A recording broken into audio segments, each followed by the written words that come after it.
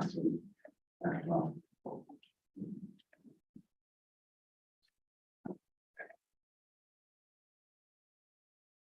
So I attended the National Association of Local Councils annual parliamentary session in the House of Lords. It was the afternoon before the Prime Minister resigned. So I've been to the House of Parliament on many occasions. I've never seen so many MPs huddled in the park and around the Palace of Westminster, all conniving to get rid of the current Prime Minister. So we've got our election going on for the new leader of the Conservative Party, and we're expecting that in September. So it was, we were invited to attend the gathering as we were being honoured for being the Council of the Year. And I take this opportunity again to say, well done everyone for that award. Volunteers, staff, councillors, everyone who contributed to that, the rest of the Parliament. So a useful opportunity to raise the profile and all the good things that have been happening in Farnham. I am delighted to announce that Farnham has been re-awarded its green flag for Gosford Meadow, and the new flag is now flying in Gosford Meadow, and it's a good indication that all things are progressing well in the management plan for the meadow. Last week, I was pleased to be part of the team hosting Britain in Blue judges. We were second on the list of the 8 towns they were judging, and our volunteers, as always, did us proud. They were very positive in their comments, but we will have to wait until October to hear the result. As we will see later in the meeting, on the 24th of August, it is the National Day of Ukraine, and our community of visitors from Ukraine is working with us to host a family afternoon and evening activities with a focus on Ukrainian cooking. And that should be really good. Okay. Move to item number 6, questions by our members. We have one question which is on your order paper and the answer from the town clerk there. Are there any other questions, town clerk? No received partner. Thank you very much. Move on to part 1 of the meeting, items for decisions. And first to go is the working group notes from the tourism and events working group. Councillor Riverlees. Tourism and events working group. Is this working? It is working, isn't it? I think it's a self-explanatory. The whole thing is all here. So we've got the businesses at Bad Shot Leading, which we hope is going to work, to change everything. That will be something we'll see how that goes. One of the reasons that the society is to try and make it more inclusive, that end of the town, but also in terms of, I think it was going to clash with local parts as well. Food and Drink Festival is going ahead as normal. We've got a wonderful new woman called Helen Roos coordinating our arts and crafts. We've also hopefully got this new app that Ollie will be trained to use. So that when you put in arts and crafts, if you put in arts and crafts, you get everything to do with arts and crafts. So and then you can sport or whatever. So that's a really great thing we've got going on. Snow windows, we're finding out who wants those snow windows and if they would like to money into it because we paid for an awful lot of it last time, and we know that it was very, very effective. People loved it. I hope that right now might be with the other as well.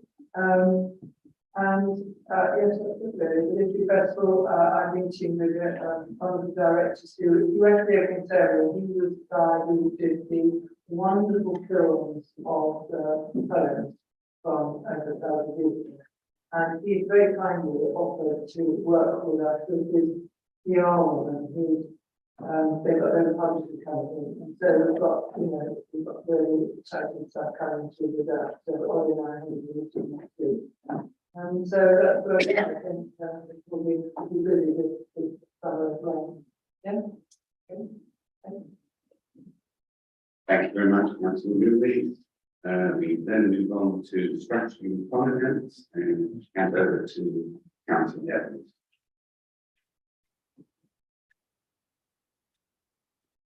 Yes, it's working. Strategy and finance, all long meeting, will seem to cover an important round of those meetings. So, you have got the minutes here, which are self-explanatory, and item 5, we have the farm infrastructure program, for which there are 4 notes there. And so the amendments have been made, and there is a recommendation of councillors there. Okay. Well, do you want to do the introduction, Councillor Bean?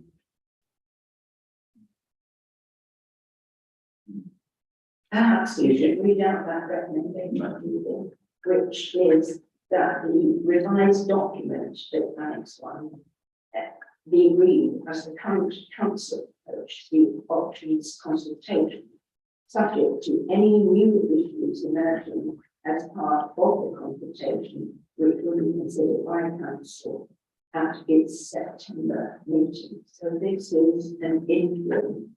This is not the decisive document. Because that will be done in September, now that the consultation period has been extended. Councillor Bean. Thank you very much. Mr. Mayor, we all share a united vision. The integrity of farming of it, the desire to live, and to do stand for their quality, something needs to be done.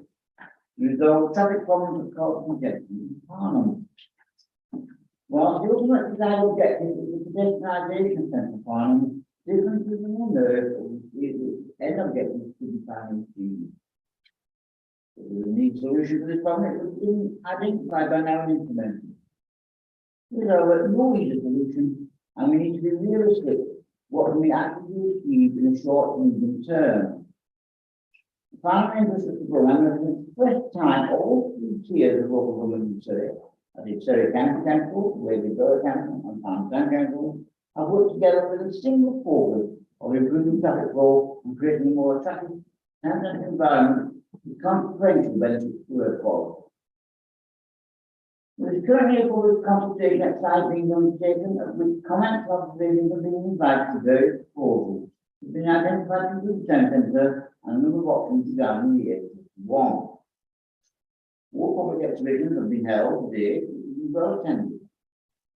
As at this morning, there is a report of orders 200 public response and proposals, of which 73 agree with the proposals of the town centre.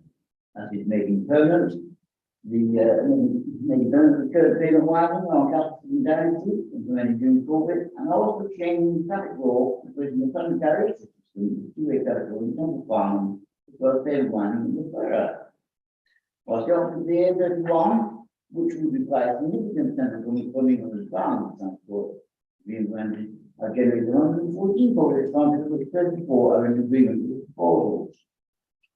Proposals to promote active and sustainable travel provide generated 100 public responses, with 55 for proposals. Public consultation periods are still in its early days, and indeed the date level public comment and observations need to be received as an extended to 11 September 2024. Against this background, Farnham Council is considering how it should collectively respond to public consultation exercise. As Farnham Council representative on the FIP board, as per the paper, we discussed the meeting of FTC setting and plan study held on Tuesday, 20th July. We have all another question on which I'll see collective and council's view.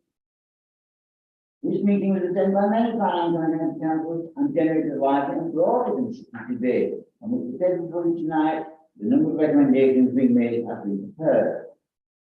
It is not my intention to go through the paper on a line-by-line basis, since members have had the opportunity to speak for themselves. The extension of the consultation date of the 2nd of October is now called the final version of that Farnham against the final response for the consultation to be agreed at the meeting of full council is scheduled to take on Thursday, the 15th of September. Tonight, we are therefore only speaking of these opinions amendments on the draft recommendations for rather than making final agreements on that Farnham and the collective response to public consultation. When the FIP was established, it was thought that measures could be identified that would result in radical changes being implemented that would allow the long-desired destination of Farnham Centre. While Farnham still wishes these objectives to be achieved, it is clear that it is a longer-term aspiration that requires a change in public attitudes and behaviour regarding use of private transport, with wider national and global implications for climate change objectives that can be achieved. It is disappointing that the provision of an improved and better bus service that is necessary, including more shift, has been frustrated by the Department of Transport decision not to allocate any funding for the ambitious bus service improvement for Surrey and Hampshire County Council. It is also disappointing and frustrating that the FIP has today not been able to do any evaluation of the construction of either a bypass, especially given the continued frequency of bridge strike, the high standard HTV, the railway bridge, or Western Northeast Road, which previous consultants have identified as being essential to the requisite. For any conditionalization of central farm to be used, it is considered. Farnham Council urges the Surrey County Council to take advantage of the current consultation by Council for the South East on its draft 30 years of the investment plan that will promote in such involved strategic road schemes. The draft recommendation of the table presenting discussion reflect what can be realistically be achieved in the short term within the known limited level of funding available from Surrey County Council. Unless we are realistic in our expectations of what can be achieved now, there is a danger of making everything so difficult that the current opportunity in willingness to do something could be lost. And nothing is going to be lost. That's my opening statement. And really,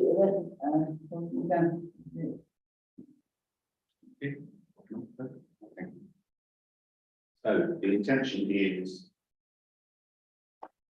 to go through each of the draft recommendations, that we have a debate on what we are proposing to pass at the September meeting. So this is your opportunity to look at those proposals.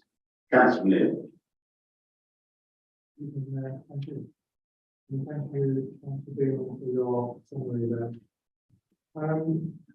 I went to the strategy and finance meeting that sort of went through these last week.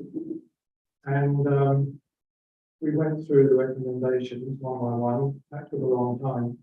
But what we didn't really do was consider the wider position. And the statement in his paragraph 1 there that the destinalisation can't be achieved. I'm not so sure that's right. And since this is a change from our previous objectives and plans, I think we ought to just reflect on those before we go down to this list of recommendations. So I would like just to have a sort of wider debate if we could. My microphone seems to go on. I'm happy to lead on that if you want to raise a few points to talk about. Thank you for that. Councillor Cooper. Yeah, I wasn't going to refer to that, but I was going to go straight on 20 miles an hour. Because, Okay. you know, I thought that was developing. I mean, my position is clear, and it has been clear for years, that pedestrianisation is not possible without some form of relief, and I think by that. Not that I say any wisdom, it's just that that's the conclusion that we've come to over the years. We've started to look into this. What I wanted to say was talking about the 20 mile an hour, is just be careful what you wish for. I'm all for 20 mile an hour in areas that take 20 mile an hour, but they're not police. The police won't do anything about it. The only way you police these is by cameras, signage, all the things that quite frankly I would hate to see anywhere near some of our buildings, and certainly wouldn't like it to be perfectly honest, down by the drive out. Which by the way, we have a 10 mile, there was a big down there, and everyone just bombs along as they always do. If you can't regulate anything properly, and the only answer is masses and masses of signage, more clutter, then really I think we've got to be very careful. And I think, this personally is a step too far. Anybody who's been to Edinburgh recently will know how well or badly it works. And the answer is it's not great. And they've spoiled vast swathes of Edinburgh with paint all over the place and cameras, because again, the police will not use a different kind of resources. So I don't want to go, I'm not going to speak at the big step, this is the one you really, but just happened to come first. And I do think we should be careful what we wish for putting 20 outside. I don't think we get it anyway, but actually I don't think it's an aim we should be careful. Thank you very much, Councillor Coburn. Time for your question of Councillor Neil. We'll consider pedestrianisation when we've gone through all the others. These are the points that are on the consultation. We'll come back to pedestrianisation at the end. Thank you very much.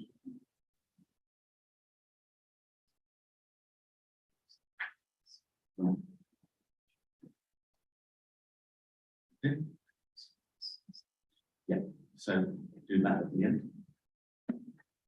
So, Councillor Dixon, followed by Councillor Grace. Yes, thank you. So about the 20 mile per hour speed limit, looked at the maps of this, and someone who's from North Farnham will find this a bit disappointing, because when they see the built up area of Farnham, it is actually a very tight area in very central Farnham. So pretty much just around Castle Street. It doesn't, and the disappointing thing is for those of us who live in the larger residential areas in North Farnham, we would very much like to see slower speeds in the residential streets, but we're not going to get them yet. So it's a very small area at the moment, and we'll just see how it goes. I think they are thinking of just painting 20 mile an hour on the roads, and we already have quite an extensive network of cameras anyway, which is good news. Thank you. Councillor Benton. Thank you, Mr. Mayor. I just wanted to skip quickly through a number of points. The first one is in item 5, item 8, which is the reaffirmation of the hard link on the castle. I thank those responsible for doing the reaffirmation very much, because I think the cancellation that by fellow council, hopefully on the home back, was peremptory and undesirable, and was very disappointing for the whole population of the farm. I'm glad to see it reaffirmed, and thank you. I'm also concerned to see the lack of modelling for the developments outside farm area. We've got a huge number of houses there. It's not beyond the widow houses, count up houses, assess the number of people, make a quick assessment of where we will stand in the future when all these houses are occupied, which won't be very long. It has to be considered to be a sensible conclusion. I'm distressed that the buses have not received any help at all. I think I'll join Councillor Bean on this one, that it's It is the only way I can see that people can get out of their cars if they're not able or willing to walk or cycle. That they could get on a bus. And I believe, I don't care. I believe the only way of making that work properly is to make the buses free at the point. Think that get on the bus. Going on to the renewing the license, the A31, I think there's been a lot of wasted time over the years on trying to solve this problem. I see absolutely no reason why roundabouts for the 325 intersection at the west and the A31 Shepherd and Flock in the east, I can see no reason why the roundabout designed for the middle has to be more complicated than the ones that were at each end. One can see similarities with traffic flow, one can see similarities in the solution. We have, in addition, we have the help that's offered by the 8287 bridge, which I think is unbelievable. Looking at the solution, project, I think we're all very concerned. Excuse me, and I say that because I'm not engineering more. I know many years ago that people who are working on this are experts. This is not certainly as being an expert job. I rest my case. Thank you, Councillor Fraser. Councillor Bean. Yes, thank you very much. I'd like to come back to the government plan as speaking. Those schemes that have been implemented today, elsewhere in this country, they have the same problem with enforcement. It's not enforcement. What we can't do by our town-wide scheme is to cover all residential areas. Not and that would reduce the clutter because in the moment a scheme where it's bitty, you know what I mean? By having it town not, it would reduce the clutter. Now, it may not be enforced, but all the streets today have shown that where you have coming around and at least that reduces the average speed of traffic on those roads. It may not be 20 miles an hour, but it's 27, 24, and that in itself is worth time. Thank you. Okay, anybody else having to stand out 20 miles an hour? Councillor Ward. Thank you, Mr. Mayor. 20 miles an hour, and if you don't mind, I'll keep the speed limit and drift off elsewhere. First of all, I think we all have things within any document such as this that we're not totally happy with. And there are things in here that I'm not totally happy with. But that said, I'm going to support this document. And I'm going to support it because we need something done. And for 40 years, Farnham has been plagued by ideas being nitpicked to death by our 40,000 traffic engineers. So I am going to support it. And I think we should all get behind it. But I do have some comments I'd like to make. I do rather agree with Councillor Coburn about the 20 mile an hour limits. And the one reason for observing them is missed off, which I think I would like to stress is respect. And I think motorists respect 20 mile an hour limits when they see it perfect. Outside of school, they see it perfect. In Councillor Dixon's housing estate with kids playing in the road and that's narrow roads, they see it perfect. But I'm slightly concerned that actually town-wide, although it doesn't remove the clutter of signs, that it won't get the respect that it will get if motorists see it perfect. So that's my comment on the 20 mile an hour. If I may, looking through the rest, seeing as others have also, Point seven to me seems one of the critical ones, and I'll read it to save you all reading through the thing. There are no circumstances under which FDP would support the junction of Castle Street with the borough becoming traffic light control. And in any move to change traffic control, that actually is going to be one of the critical points in town. And if we're going to be turning left or turning right at the bottom of Castle Street, I really am concerned, and hence I thoroughly support what Councillor Fraser mentioned earlier, which is point 11, the link road from the top of Castle Street down to the heart. Personally, I would like to see it go all the way, and I actually think we should push for it. We shouldn't do the work of the Surrey officers for them, because they're determined to keep it in the long run as fast as they can. Because once we've got a link road from the heart up to Castle Street or back further, then your right turning traffic can turn right away from the town centre, and the bottom of Castle Street becomes a much better road. At the moment, I think the right turn at the bottom of Castle Street is usually longer than they are already, if that's humanly possible. So I really think that link road is a natural corollary of point 7, which I totally and utterly support.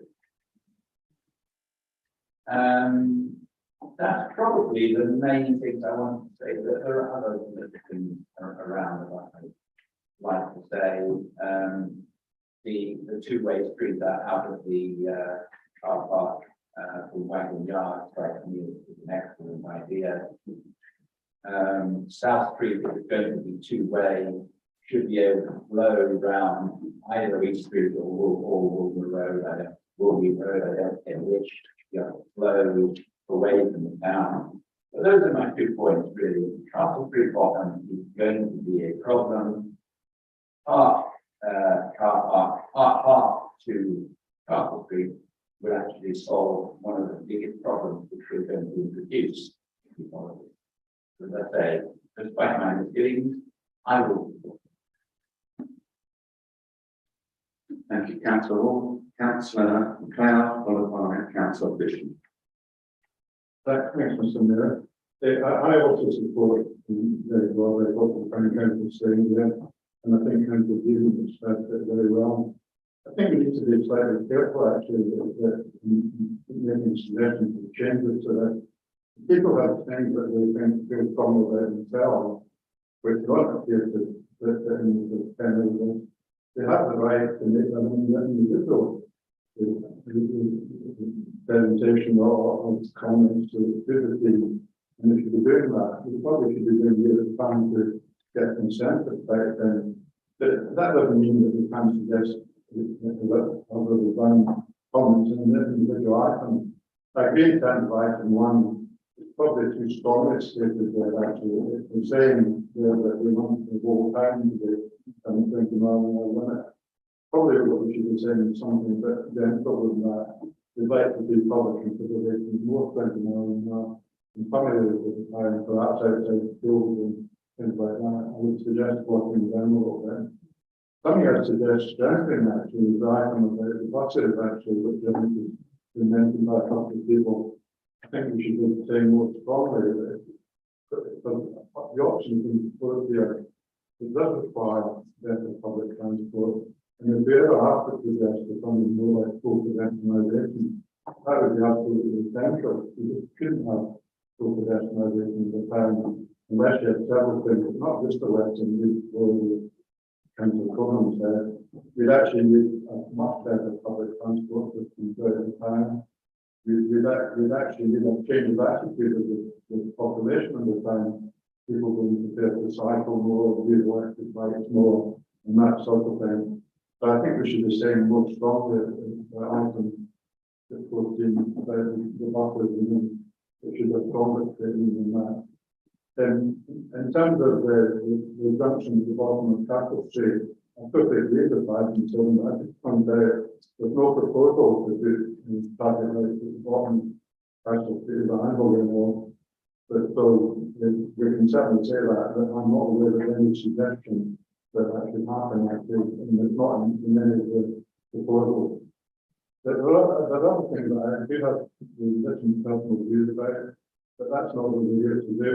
We can all put our own personal views into the consultation.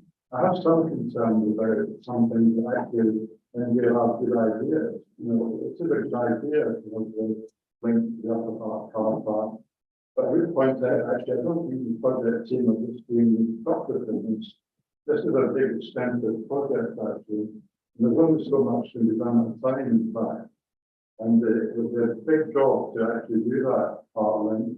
It would require things like compulsory purchase orders and land. And it's a big project in its own right. The same applies to the idea of pedestrianised institute. That's a good idea as well. But I point out actually that was the original idea of the Braille project actually. And it's been put in pause for very good reasons actually. That when the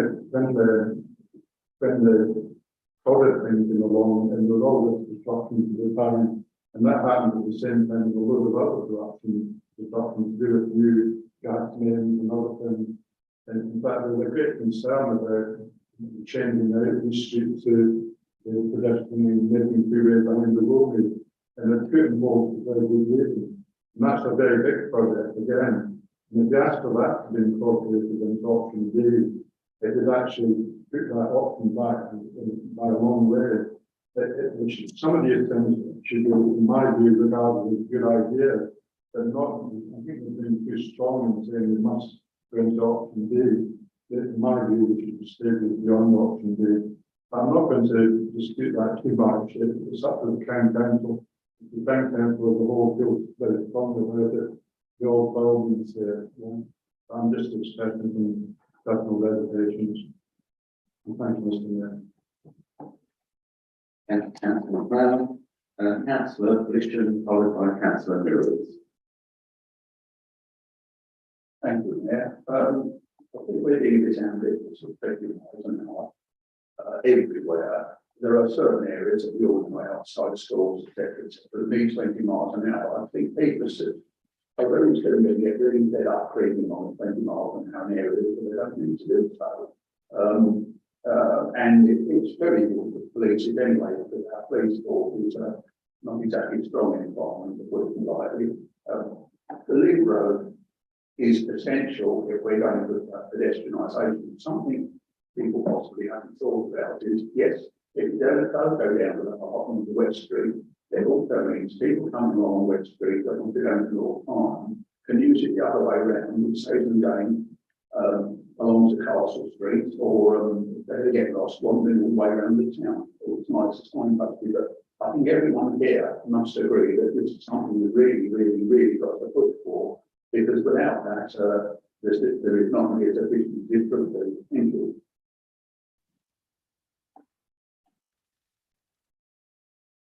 I want to support what Scotty had to say on the point in actual fact. First of all, the buses and idea as well. Buses essentially the capital change anything. And I heard that the application that Sally County put into it, I don't know, but we're just expensive. And that's another problem. But that is something, if anything is going to change, pollution is going to change, any of these things that we have, we need public transport, but we need those things. So that really needs to be flagged up, much confident. And also, let's face it, shelters. When I drive down from where I am, 4 people standing in the pouring rain. You know, nobody wants to get in a bus when it's like that. It's awful. Since we lived 8 months, 9 months a year like that. It's something that needs to be considered as well. Again, the link road, I think, is extremely important. And I know that Andy, you were saying, oh, you know, it's a big project, they don't like it. Well, you know what? They know this is a big project. This is what has to change. This idea that they can just tickle around at the top, you know, dressing. That's not what it is anymore. We have asked for this again and again and again. Things really do need to be put in place. And I think if we keep on saying, well, you know, we'll go along with that, they will walk away. And I don't trust them, and I think they will do the least they possibly can.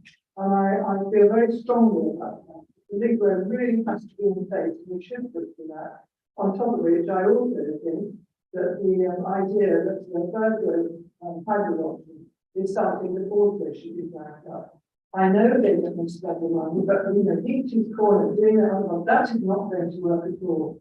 And I just feel that this, the other thing they've showed in their plan with teetering around with, more lanes here and more lanes there at the roundabouts. And it's not enough. It really isn't enough. And I think we've got to be brave. They may go, oh, we can't have it, now we're not doing anything. Then we have to fight a bit more, but something now has to be done. We've got to be much more proactive about it. And not just accept that they will walk away and say, well, we're not doing it.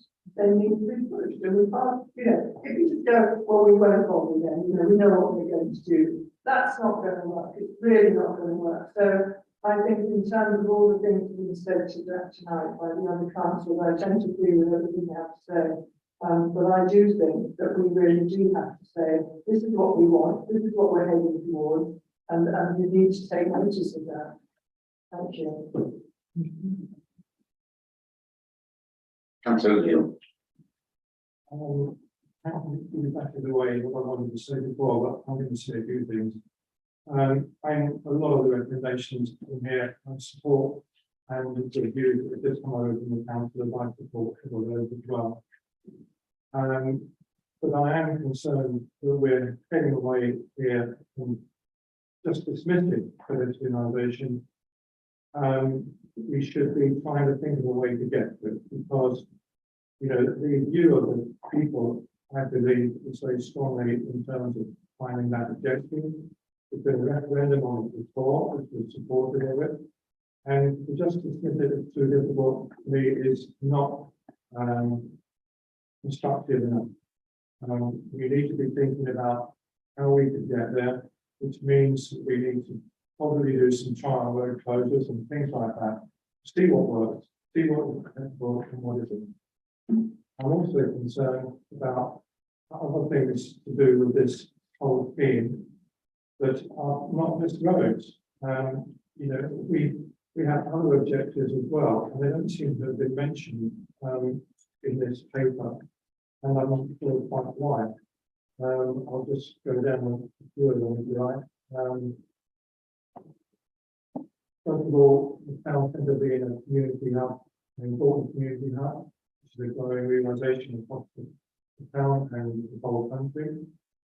The importance of the conservation area that we've got here, and I'll need to preserve it and make sure it is not damaged and cluttered any more than it is already. That obviously doesn't need any more consideration. The importance of the retail and hospitality sectors, and the other words, the economy in general. All these things have to be balanced with the pressure and the difficulties we've got on the road system. We can't just make a decision on what works for the cars. We have to consider other things as well, in my view. We need to also consider a bit more about going on with cyclists in the town, and what are we doing in all this to encourage and support them, because they are going much for people. And of course, in general, we need to think about ways in which we can reduce car mileage, which obviously I think is an important part of that. And active travel is another important part. And I don't think these subjects have been addressed in the paper, which leads to the recommendations on the front page.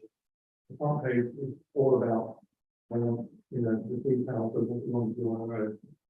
So, I would be very keen. Well, I'm keen to see the South Street and Union Road changes made. I think that will give me anything more in the short term and the long term. But I also think we should be trying to introduce some sort of trial scheme. We've done it on a Sunday for the markets, and that was quite successful. We don't really know what the impacts are going to be on North Farnham, which is a critical area, until we try and do things out and see how people adapt. We need some sensible trials. So those are my overall views. And if I don't think any of this is being taken into account, and I will not feel happy to support this recommendation as it stands. Thank you. Anybody who hasn't spoken yet would like to contribute? Councillor Ward? I know I've spoken, but having heard what some of my fellow councillors have said, I would like to propose an amendment to point 11.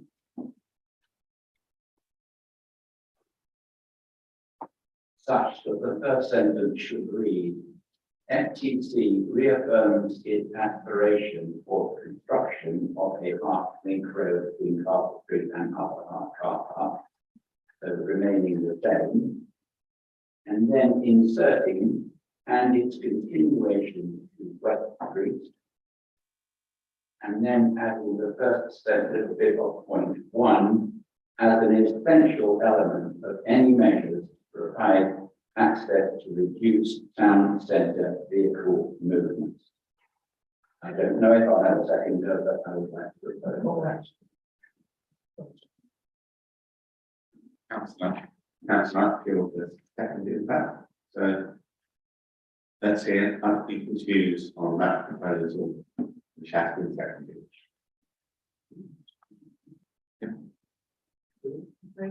I just raised one point no list to consider as part of that, which is that there was, as we made you aware, last board meeting, a paper to the board to basically throw out that as an option.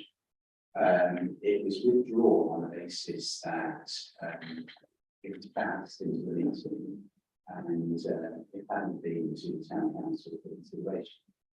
They made a lot of play about the cost of doing that. And it didn't give the cost for the first phase, so which would probably be significantly less.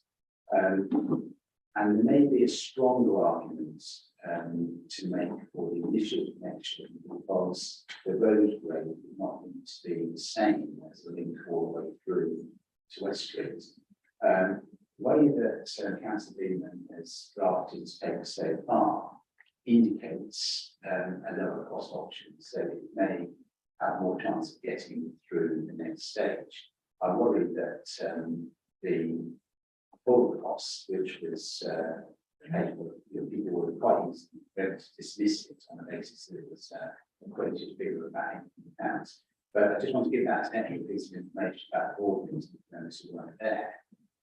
But obviously, you should debate the motion that now before you. So, Cohen. As you know, the time has come to say what we want, and we totally have to really run out on this. You know, my frustration with the whole of this project, as we know, is that we've never sat down, deciding what we want and shouting for it. And, you know, this is a consultation, it's a time when we can actually say what we want. And I think we should do so very, very clearly.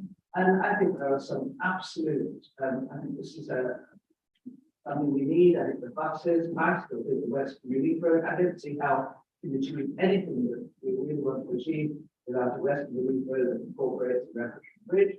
And, you know, if we don't go for it now, I mean, you know, it's Councillor already said, if we keep saying they won't want it, we're better raising it. We can't afford for this project. I mean, my frustration with the town council is I just don't feel that we've put up any fight whatsoever as town council to get what we want. And, you know, we're out for consultation now, and I don't think we should insult those if that's what we want. I think we should go for it from my legal family. Anybody else want to speak to that amended motion? No? Can I say that that is agreed then? Agreed? Agreed. Agreed. Thank you very much. Can I abstain? Councillor Beeman abstains. Thank you. Just for the next vote, the council of board is happy with just reading this again. Having been a frustrated doctor, I will try and read them and I think for you again. Point 11 carries on as is Farnham FTC reaffirms that an aspiration for the construction of a park link road between Park Street and Upper Park Car Park, and then insert and its continuation to West Street. And then insert the first little bit of time one as an essential element of any measures to provide access and to reduce town centre vehicle movements. And strike then the item little 2 and the rest of item 1. And I don't really care whether we put in note in the draft paper to submit it or not, frankly. And I'm not sure it, yeah, why not? Let's put it in. They didn't provide a cost for it. So sticking on the end, note in the draft paper, dismissing the document, did not provide cost for the document, but did they actually provide costs? Or, okay, so strike that as well.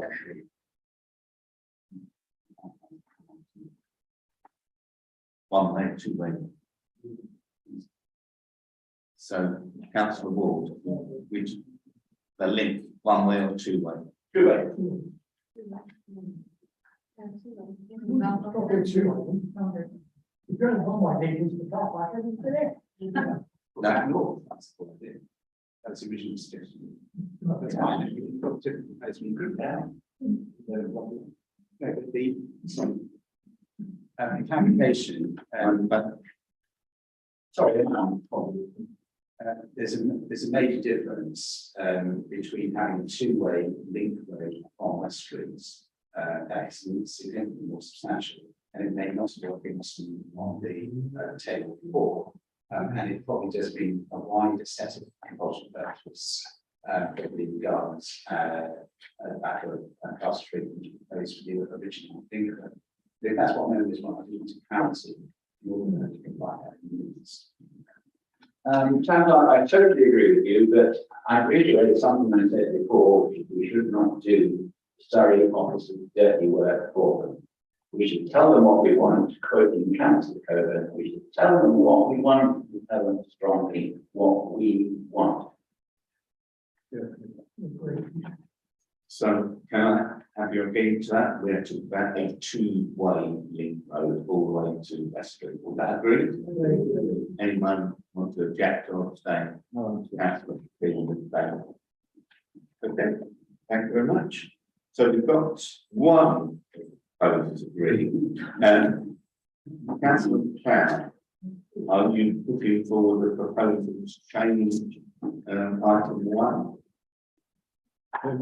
Got through that a lot today, but the general what I would say is that we support extending 20 months, people further down in appropriate areas, something like that.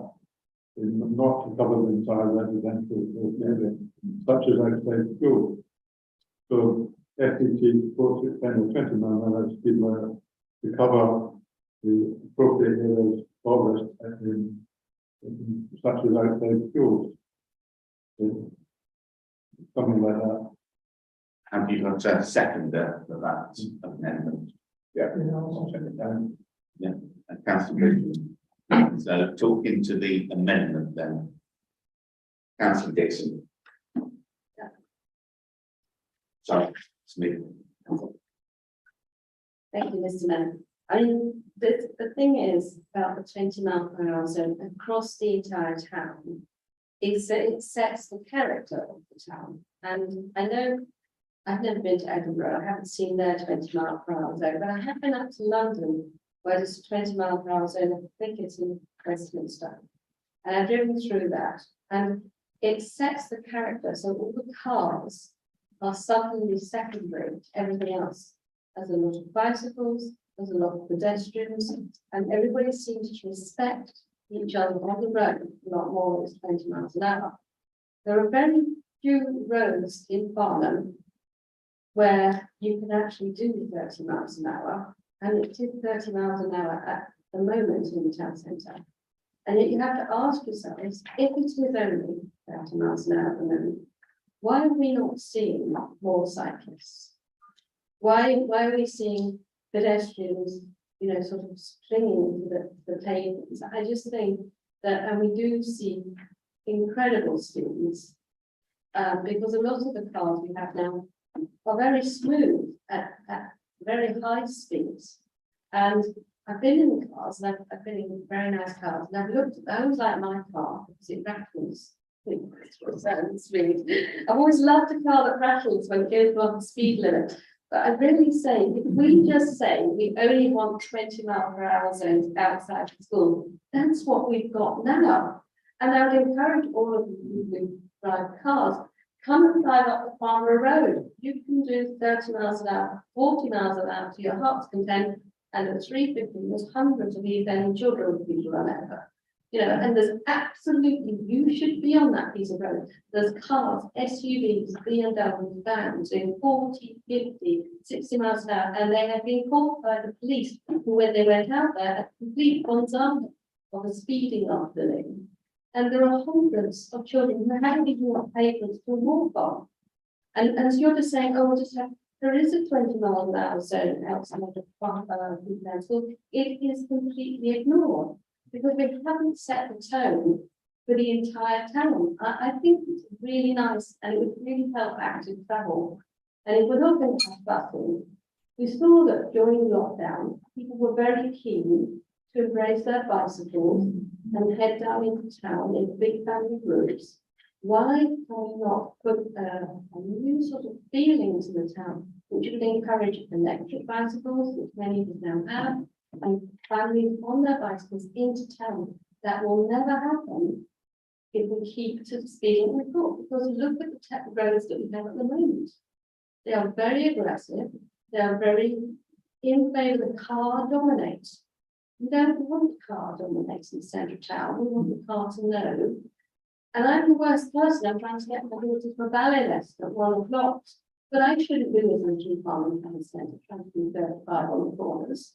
No, it should be 20. I should be respectful of our beautiful town centre and say to everyone, by having a 20 mile, it sets the tone, it sets the character, it allows all forms of active travel and gives everybody an equal opportunity. So please, let's not just say we only want it where it suits us. It doesn't work. Councillor Cloud, followed by Councillor Trevor. Thank you, Mr. Chair. I'd like to say to the section that I understand the passion for what you're saying and the support actually. The amendment I was suggesting, but it's excluded and 20 mile across the whole time. But I believe that will eventually happen actually. But I would just say the factual point is you're not actually going to achieve that travel in the immediate future. It's just not going to happen. So there isn't support in the transport for it, there isn't support and the whole time for it. These kind of things have to be done step by step and gradually. And you might not repeat that, but the suggestion I was making is not exclude it, instead of an appropriate area, such as school, could be across the whole time. And I think that will eventually happen, by the way, I'm sure it will. But it's not going to happen in the next year or two. In your cars, it Sorry? takes later on. Yeah. It will happen. When you eventually get driverless cars, so That's going to be good. If there's enough cars on it will happen. but eventually there will be driverless cars. They will probably restrict it to 20 miles an hour. It will happen. Okay, order please. Councillor Coburn, followed by Councillor Dixon coming back. No, we've ended it, Councillor Cloud on this, although I think the wording is a bit fancy. I agree. I It can be improved. very often guilty of that myself. Well, actually not employed. And just to point out the cap of it, you can go up 20 and 30 miles an hour. And you don't have to go 35. You don't have to go 35 just because it's 35 minutes. It's important choices. I mean, you know, the 287 should come in from Friendship, but you put the 20 out of French and Vale, it would just be a nightmare. I think actually it will put more people off. I think coming into the town, then it would encourage. So I think it's just, you know, a sense of proportion. Certainly in certain residential roads, it will be a great help. I think that many people can't do much more than 20 anyway. It doesn't have to just be outside schools, although many of them have a 20, you know, a 20 year board, as you know. I don't know how often you go through it at 20, but I do it every time, listening to resident watching, and you can think like, you know, something's on my phone or battery or whatever, you know. But, you know, it's been the right thing, and I feel that Councillor Ward said, you know, if you don't really understand why you're doing something, it just creates frustration, bad overtaking, and it doesn't really solve the issue. So I think, you know, it's a balance like this one. Councillor Dixon. I mean, but we do have the bypass as well. So if people want to get quickly from one side of Farnham to the other, east west, they can always use the bypass. That's 10. Yes. And you know, that there are this, it's in the other parts of town where we see excessive speeding, and we see it on the street, we see it in the evening when there's no traffic, back and see speeding all over the place. I really think that to help active travel and to promote cyclists, electric cycling, pedestrians, walking, having a 20-mile-an-hour will set the tone that says that actually all people who want to use the road have equal rights and would not have to file documents all the time. Thank you. So, last, final comment. Councillor I was going to come back with some general work. Yeah, please. Sponsored by Councillor Cohen. FDT supports extending 20 mile an hour speed limit in more widely in farm in all appropriate areas such as outside school. Just in time may be extended to cover the whole town. To satisfy the point of not excluding the whole town. Some of that, the town part may even include that one. Am I going to second it for that amendment? Yeah. Yeah, okay. Is that amendment agreed then? Yes. Agreed. Thank you very much. Abstain, Councillor Bean abstain, and Councillor Dixon abstain. Okay. I think we're getting to some agreement now. Turn your microphone, please, Councillor McLeod. Can we go through the rest of the recommendations? If you've got some violent objections, then please speak up. So, item 2, Farnham Town Council fully supports in principle option A, the damage to be effectively making permanent existing measure to widen footplace. Is that agreed? Item 3, abstain. Farnham Town Council supports in principle option A proposed as part of the involve narrowing of the road on a permanent basis, so long as there is recognition that proposal character and setting part three in its full width and the proposals do not inhibit future community events in Castle Street. Is that agreed? Right, that's against and abstain, Grogan and Neil.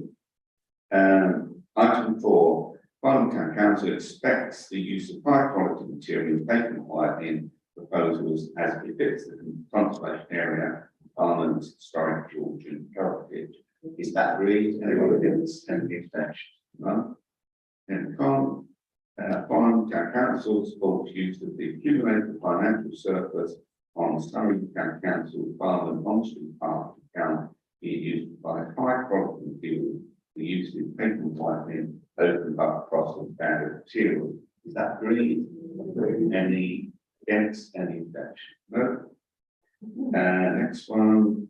Farnham Town Council supports in principle option B, proposal to replace the present one-way town sanitation or system to two-way traffic flow on those roads. However, Farnham Town Council is concerned over the effect on the character of the town centre conservation area of consequential significant increase in traffic light control gantry. Farnham Town Council requests that alternative method of traffic calming and controlling traffic on road junctions is implemented as the first priority. Is that agreed? Any against, any abstentions? No. Number 7, there are no circumstances under which Farnham Town Council will support the junction Castle Street with the borough coming traffic light control. Is that agreed? Abstain, one abstention. Councillor Fraser. Farnham Town Council specifically requests that the following changes to the option B proposal be implemented. We'll take these one at a time. Making down the street between Wagon Yard car park and Long Bridge two-way, is that agreed? Two, removal of proposed new bus stops on west side of South Street to allow all buses in front of the hospital and all trucks to continue departing from the same stop, is that agreed? Abstain from new. Making Morley Road one of the widest roads in central Farnham, two-way throughout, is that agreed? Abstain, councillor. I'd like to abstain. Abstain, councillor Fraser, councillor Rurley's abstaining. Yeah, so it's three abstentions, three abstentions. So that's 8. Number 9, the proposed road numbering on Bar Farnham Town Council believes that it is essential that any bus stop is located in a fully lane by to ensure that other traffic can continue to flow freely when buses will start to allow passengers to ride on board. Is that agreed? Abstain from Councillor Newman. Farnham Town Council proposes the following changes. East Street between South Street and Dock Way to have restricted access with only delivery vehicles, buses, bicycles and taxis being allowed access. Agreed. East Street. Councillor. I'd just like a little bit of clarification from Councillor Dean on a particular point, because if you look at notes from strategy and finance item 13, there was a proposal made at the meeting that access to not be limited not from Dogwood Road, but from Reading Street, to still allow access into the properties that have access of the current warning area. So if we just clarify whether you're talking about the whole of the road or that segment. That segment.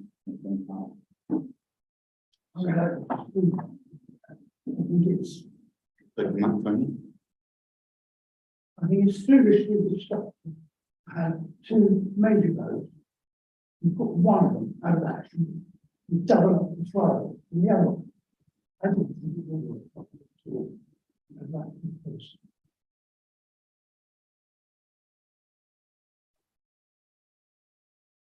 So are we clear on what we're voting for on number 10? So it'd be the addition of the words from Reading Street after the word access. So East Street between South Street, Dogwood Way, Tom Street and access from Reading Street. Then the vehicles, buses, cyclists, taxis, being allowed access. Correct. Councillor Neil, followed by Councillor Coburn. This meant to be one or two way.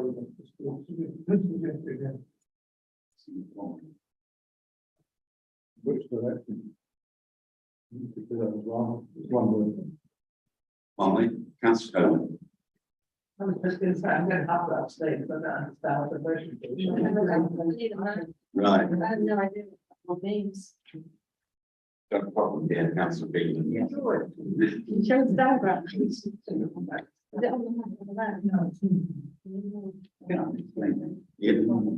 I think Councillor can explain what was discussed at strategy and finance, which was that traffic going in and out of West Street to East Street to Reading Street, i.e. the access that takes you into essentially what is Kent Potter's new flats, could have access two-way. Because rather than do it two-way, we'll do it one way and then come out and then go down the road that you allow access into without accounting vertically. And the discussion that took place was from Reading Street, i.e. Where the bus stop is currently in the streets to South Street would be one way for the limited vehicles, buses, bicycles and taxis.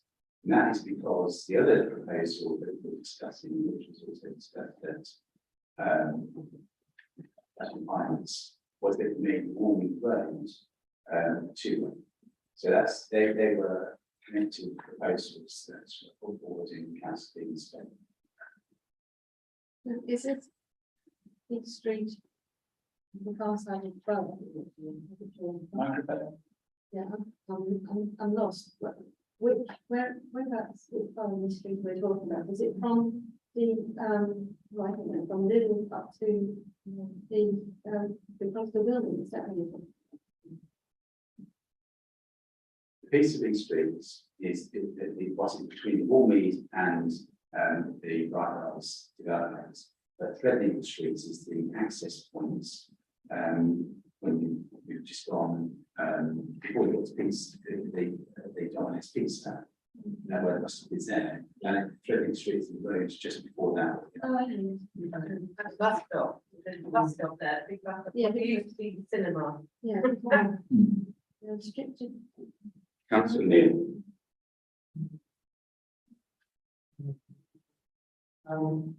I think the proposal should say, one way between, the roundabout and, South Street, one way going from east to west, except for the last section from Beverly, which will be two-way, so that, lorries can exit to the east. I think. Some of the basis. The other way around. You need amendments. Councillor Ward. Thank you, Madam Mayor. Sorry.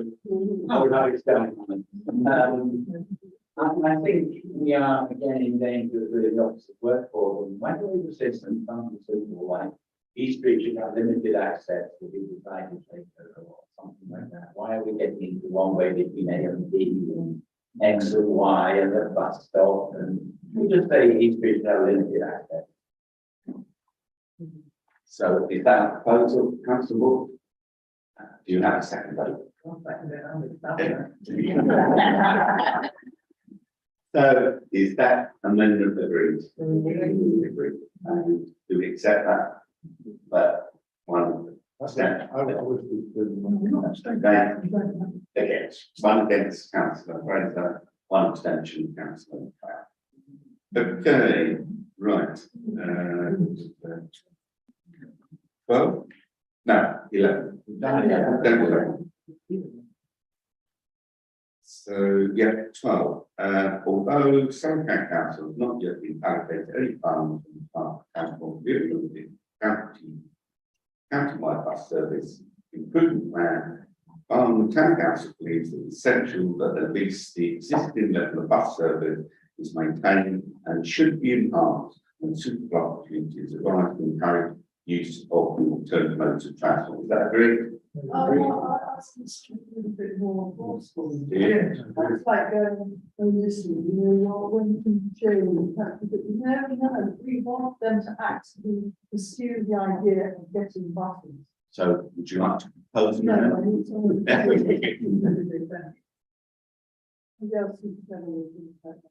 Councillor Dean, can you make it stronger? Yeah, and these percentages that not only the existing level of service is maintained but improved.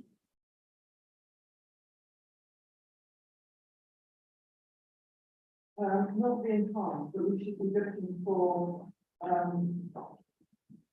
Like just take out enhanced when suitable opportunities arise and put the improved. Be improved, yeah?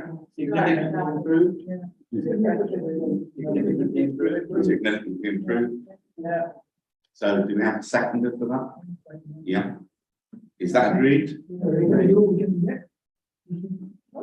Significantly improved. Right. And the second part of that seeks confirmation proposed electric bus route east-west and north-west will still be progressed. Is that agreed? Moving on to 13, with regard to the A31 proposal, Farnham Town Council is concerned that apart from the third road hybrid option, which would present significant engineering challenges if implemented, none of the proposals would resolve the current problems of connectivity between north and south 807, which was one of the agreed objectives. Is that agreed? And finally, I think we got there, Farnham Town Council notes the latest transport for South East consultation on its draft strategic investment plan and seeks support from Southgate Council for both the Recklesham bypass and Western Relief Road to remain on the priority list for investment in light of the new near fatality at the railway bridge in July. The Recklesham bypass remains a key priority for local people. Councillor Coder first and Councillor Dixon. Okay. No, it was just, you actually sort of stumbled over New Year, and I think you're right to stumble over it, because I don't think it means that at all. In light of the new actually, it was our something, but in light of the New Year, just. Yeah. Very well. So drop the new. Yeah. I think that could be new after July. Yeah. Because they're going to wait a long time for any change. Okay, July 22, after July. Right, Yes. in light of, yet another fatality. I think we should have. Yeah, okay. But they've had more than one. I would like to propose Excuse me. Sorry. Oh, this. I would like to suggest that what we do is take that last sentence out and put it in as a number 15 to put emphasis on this, because the Recklesham bypass and the Western Relief Road, we know are very remote possibilities at this point in time, but the Recklesham bypass, the railway bridge, we need to have improvement of the railway bridge or something. So can we take it out of the point 14 and mention the railway bridge as a separate bullet point, to say specifically that we really need to address the fact that HGVs are still unnecessarily colliding with the railway bridge. I'll leave it to Paula. So, and Tank Plant's got a suggestion. Yeah, we'll just make it a new point 15. Yeah. Yeah. Yeah. Councillor Bishop. In mind, we've got the notice, I'm going to go back, 12.1. Level of bus services maintained within the environment. So I'd like to take when suitable opportunities arise out, because I think we've got to be firmer with that, because that's delightfully vague and means sometime never in life. Anyway, that's my thought. Thank you. Yeah, is that agreed? Okay. And are we agreed on the now 2 parts, 14 and 15? Is that agreed? Wow, we've got that. Councillor Dunstall. I have remained quite silent so far this evening, thank you, especially. I actually, I know we've all agreed everything that's been said on here, and I know it was pushed back about pedestrianisation in Farnham. And I wonder if this is an opportunity to just cover and potentially debate what is Farnham Town Council would like to do with the town centre on pedestrianisation, and whether it's something really fully favoured to be a permanent thing, or something that would be on and off as a need on events as we have currently, which I actually think is very successful. And I mean, Farnham is very events, and it's hats off and well done to the officers, because I think they work very, very hard. But I would like to know what the council agree on pedestrianisation, if possible, and then that's an opportunity we can debate and discuss. So, Councillor Neil, you started off this debate earlier. Would you like to speak to the full pedestrianisation of the town centre? Good, well, I have to gather my thoughts on all this covered there, but I suppose I would start by saying I think we have to be very careful on this whole issue here. I think the people in the town, when you get down to what we say, what we think, majority would like us to find a way to get to pedestrianisation, and in the near future, not in some distant future, which has been bandied around by SCC of the region. So I think if we don't tackle that whole question we are in danger in this chamber of not representing what the community wants us to achieve. I feel that very strongly, and it affects everything that I say on the subject, as you all know already. The other big point I'll make, which I think I touched on earlier, is that, you know, there's more to this town than just talking about where the cars go or where they don't go, and what's going to happen in the future. The emphasis is generally moving across the country, and it's indeed part of Surrey's transport plan, but they try to move from having less cars and more encouragement for walking, cycling, bus transport, etc. So this council, this project indeed, has been put to us by the Farnham infrastructure programme, which is part of FCC, is actually not converging their strategic plans with what they are proposing we do here in the town at the moment. And I find an amazing situation. What we end up with here, if we're not very careful, is it will be the one council in the area that doesn't achieve this sort of move, and we will find once they move out of here and go somewhere else, and the momentum is growing, but we will find that other towns are achieving the things that we would probably like to see here, or at least the community would like to see here, but we're not achieving. And if we don't somehow find a way of closing that gap in our thinking, at this point in time, then we will find ourselves right at the bottom of the queue, because Surrey's got many other towns to go and think about. So, you know, as I say, I think we're in strong danger here of just swiping this aside. It's not what we proposed at the beginning of the project. It's not what we proposed when we at the halfway stage when we optimised the infrastructure plan. So I'm concerned that we are just committing out for all these opportunities.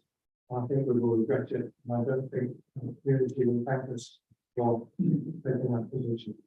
So if you want me to do something constructive here, I would say that we should keep that objective, our main objective, and that we should be thinking alongside whatever we try to do here at the moment, with finding ways of testing things out, finding new closures, you know, on a time basis or whatever else, to see what happens, to see how the community responds to that sort of thing. And I think we will find, if we do that, that the community, if they're properly engaged, which they haven't been to date, to be honest, by the programme, if they're properly engaged with, I think we will find that they will respond positively to trying things out and helping us to achieve that objective.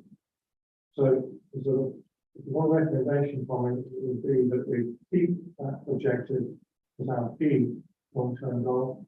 That we don't let it drift into the sands of time. In other words, it should be something that happens in the next few years. And that we try to find ways of trying things out with the community to make it happen. And I think that would go down very well with the community if we have a proposal or recommendation on this one. Thank you. Councillor Coburn, followed by Councillor Brown. Thank you. I mean, the one thing I'm interested with you, is the fact that this whole project has been badly run from the start and has not engaged the public. There was a very interesting talk on this morning about climate change, and just saying people basically are fed up with that peak and being told that everything they do is damaging the planet, and they're all very naughty people, that we've all got to start behaving better. And there's an element of that with this project. I'm sick to death of people telling me I've got to go and cycle. I'm sick to death of people telling me I'm going to walk more. I do an awful lot for this town, but I do it in the car. And my physical exercise is more than enough doing when I'm going to go on the way home, which is water the flowers at the crossroads. So with the jerry cans that are in my car, which I would not have either side of the bike. And so, well, I have sympathy for what Councillor Neil says, but I haven't tossed aside pedestrianisation lightly. I've looked at it for 20 years. I looked at it with the leader of the council on many occasions. I think we were both around the Scott Wilson report. You know, this is something that regretfully we have come to realise you cannot achieve without some other road on which to put the traffic. Councillor Dunstone quite right. Temporary closures, people get angry even when we have temporary closures. But they live with that because the benefits outweigh the harm. But the idea that you can actually just shut the road and just leave the traffic to find its own way around and it will all be glory is rubbish. At the moment, the 287 is shut at the school. The driving is appalling at the moment because great big vehicles, well, roads they don't understand, roads without a single white line down the middle, only form and marking. So they drive in the middle of the road. I think quite surprised when we come to a bend and there's still somebody else driving in the middle of the road. You know, people, yes, will find a way, whether or not the way they're driving is actually the best way. So I come back to this and it's with regret that I can't support this house in the year. I like the idea of the best in my town centre, but until it's achievable, I can't support it because I cannot say that this will happen and it will happen in a way that doesn't badly affect parts of the town. So, you know, I had especially in run-outs, you know, I had marched before for the Western Bypass, I marched before for the Recreation Bridge, and I'll do it again as much as I can. I won't be lying down on the road again because if I'm at the meeting, I probably won't be able to get up. But, you know, I feel so strongly that we should be doing something about this because I honestly think that's the only way that this town is going to improve, and that is to have leave the traffic. And if anybody tells me one more time that we need more houses to justify it, no, I'm sorry, we have got more than enough houses in the pipeline to justify a Western Relief Road. And personally, I think that's what we should be going for. Get that, and I'm with you all the way, Justin. Oh, go on, just thank the people. I'm seeing where they stand.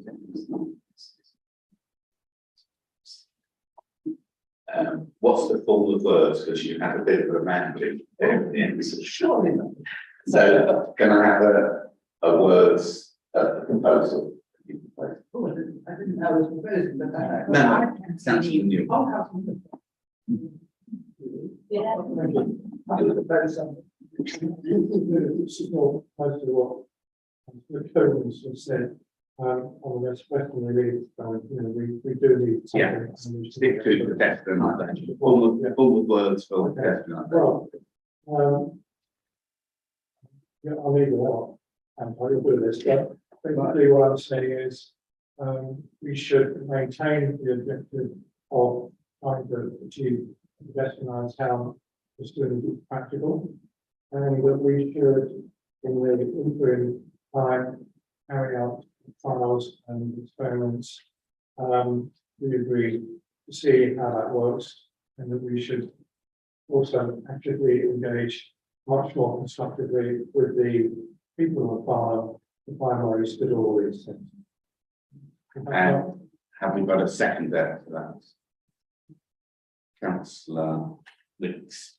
So we've got McLeod, followed by Fraser, followed by Evans, followed by Dixon. Thank you, Mr. I'm here obviously the planning council, but I haven't also been the Surrey council, the central farm that is responsible for highway management. But spend a great deal of time in talking to people about it, residents about it, farming society, local resident associations, and also the Surrey officer.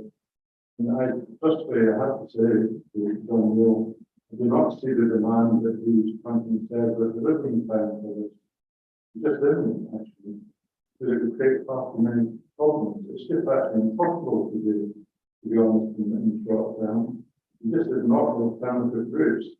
The places that are often quoted that we should be looking at, and the most recent one quoted me was Chichester, If you look at Chester, we've got a north street, we've got a west street, and east street, and south street. In the centre of Chester, which is very similar to Farnham. And the part of these roads, these four roads nearest to the town centre, have all been pedestrianised within a few hundred yards of the town centre. And that which lovely, it works very, very well. But the thing is, we've got a ring road actually, round the town centre. And then a ring road, and a road and outer ring road. You can still get around Chester, so through traffic can still get through to Chester. We don't have any of that. We don't have any ring road down to the farm town centre. And we've got inadequate roads that have become used, you know, like the Conroe Lane, Upper Hill Road, etc. It's just impossible to do what is being suggested. And it normally requires these attempts to routes. It requires this whole attitude change, this whole model shift in terms of people being willing to do things by public transport, and the public transport actually being available.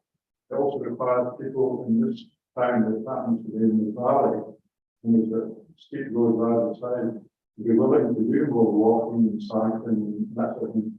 This sort of thing will happen in time, you know, in the same way they said to Sally that she will no doubt see a 20-mile an hour thing much later in the time.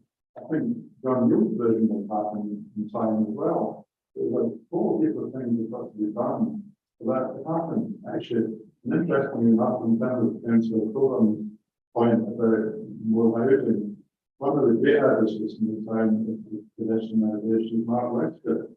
And there was a thing in today's Herald where he suggested that we needed a new town west of Farnham to actually justify the Western Village Road. And that, of course, might be something that would happen in the distant future, but that would require the Waverley, you know, Surrey County Council, Hampshire East Council, and the whole heap of other people agreeing to changes to the local plans. And this is going to take years to happen. Apparently it happened in Edinburgh in the 18th century or something. Mark Westcott so helpful. And I think the 18th century in Edinburgh is the model for what should happen here.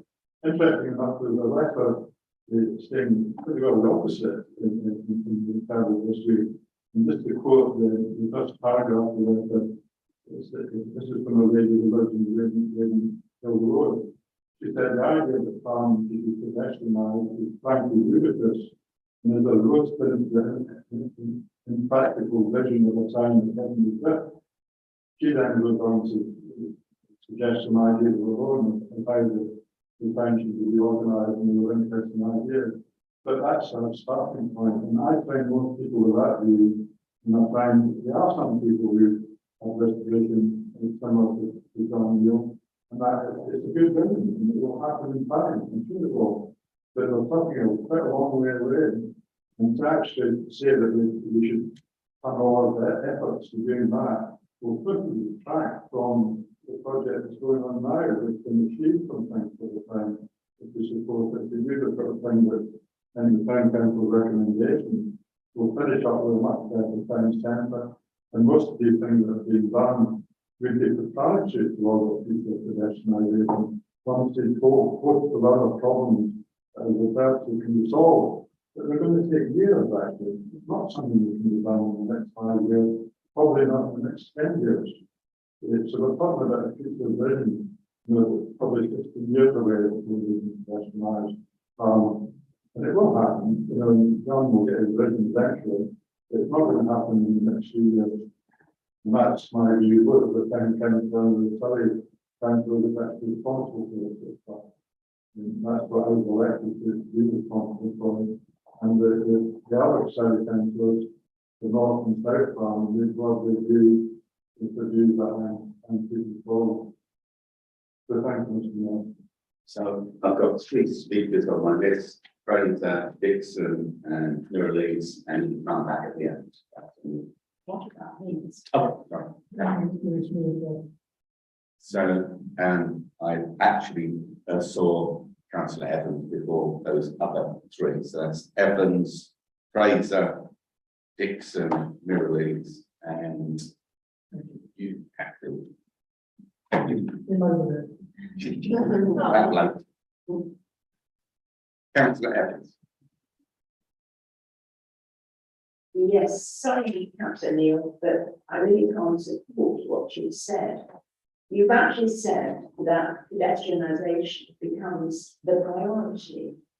And we've just gone through all of this with all of the improvements that can be made.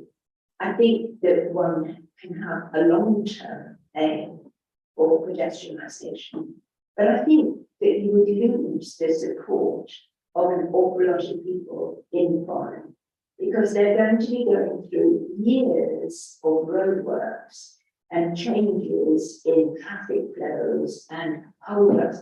And to actually then, in the middle of it, to have some modelling so that, oh, this week we'll try A or B or C.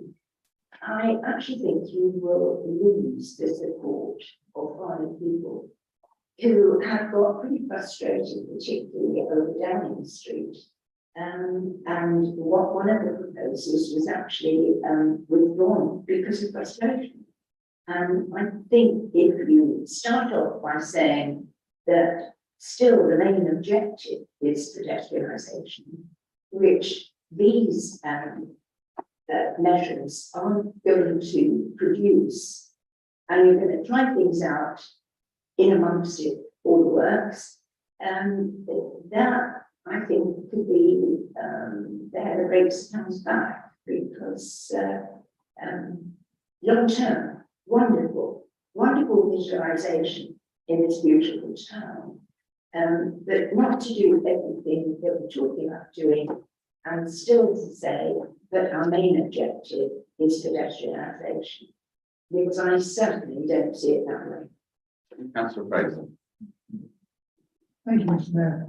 A brief statement of observable fact.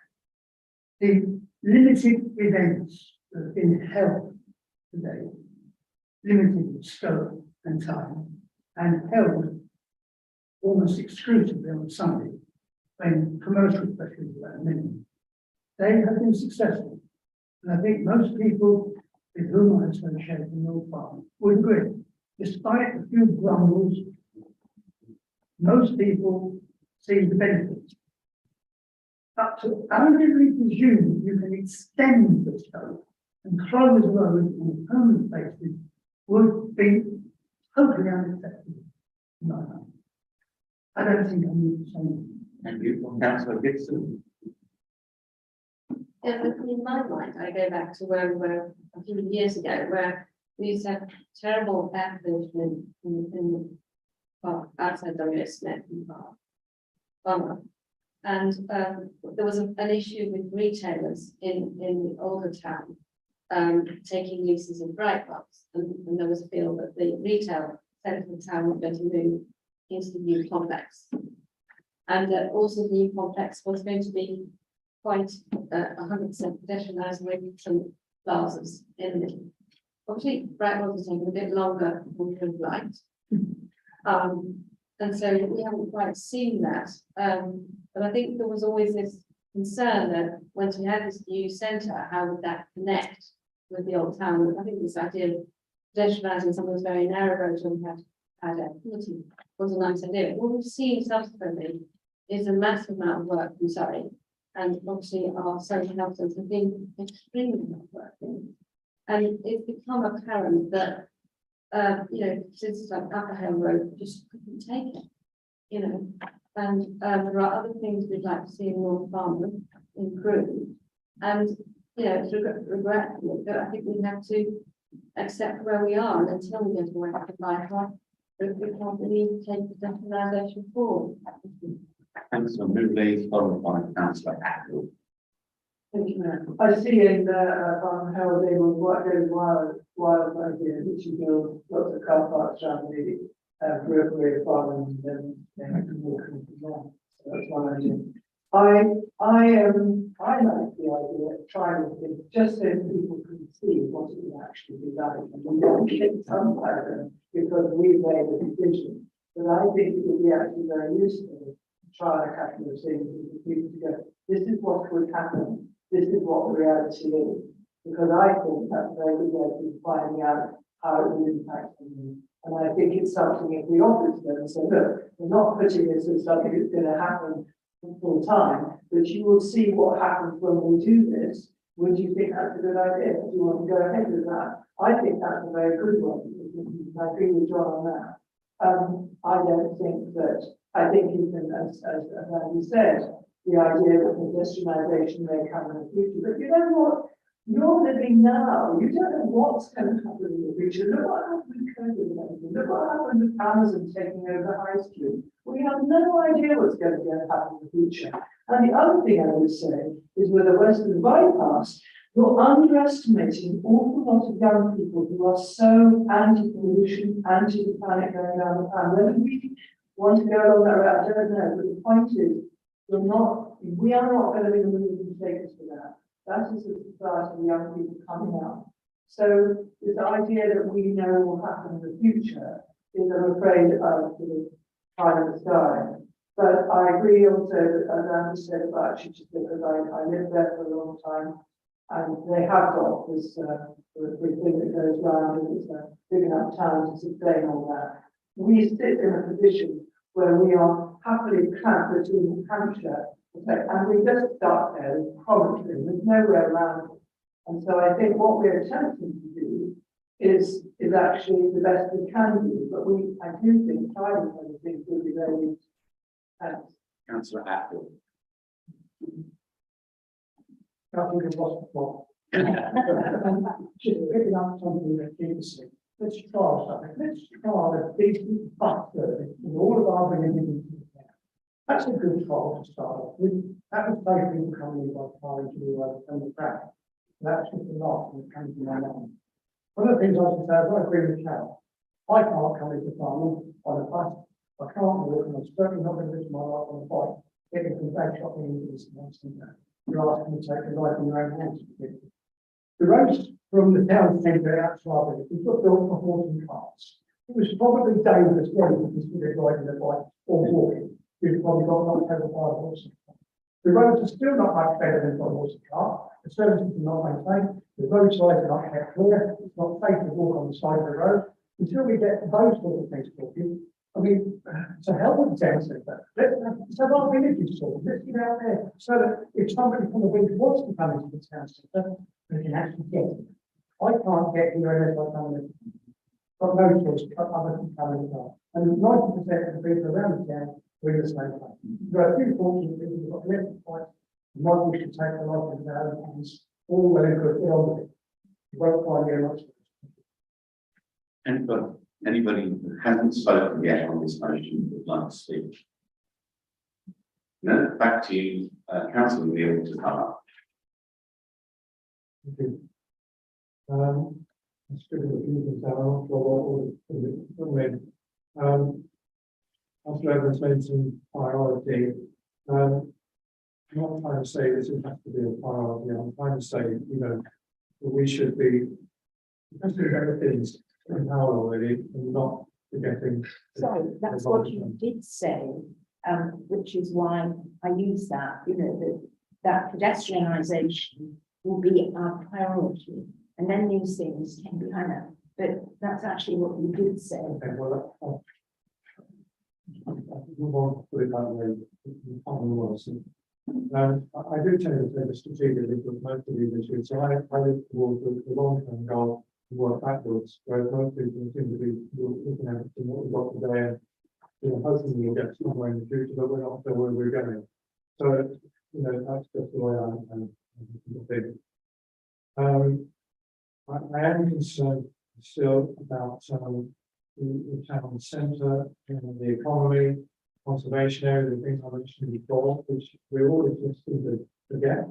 Climate change is another one. 40% of carbon is coming from cars apparently. So, you know, if we've got a climate change declaration, what are we actually doing to achieve it? There is something on it. I think that question out for you as well. Another point I'd say is change is always very difficult. If you're making difficult changes, people don't easily go along and comfortable with what they've got at the moment. But as a council, you know, we're on a leadership position and we need to see beyond some of those difficulties and, try and find a roadmap, giving what we think is right to happen. And what is right is partly being defined by barriers, transport plans, and things like that. So, I think as a council, we need to take that into account as well. So, the buses thing, I fully agreed with the getting the buses sorted. I said that a long time ago, I think. And I'm not trying to say, nothing that I've proposed is to try and say that people can't come to town by car.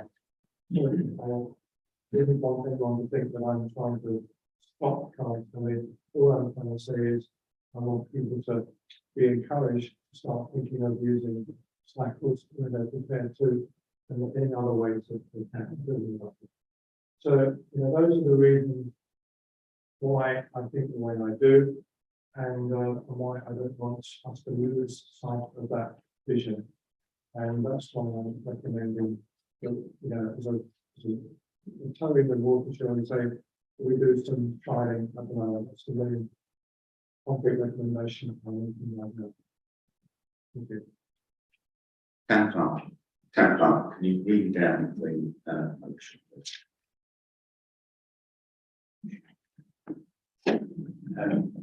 I think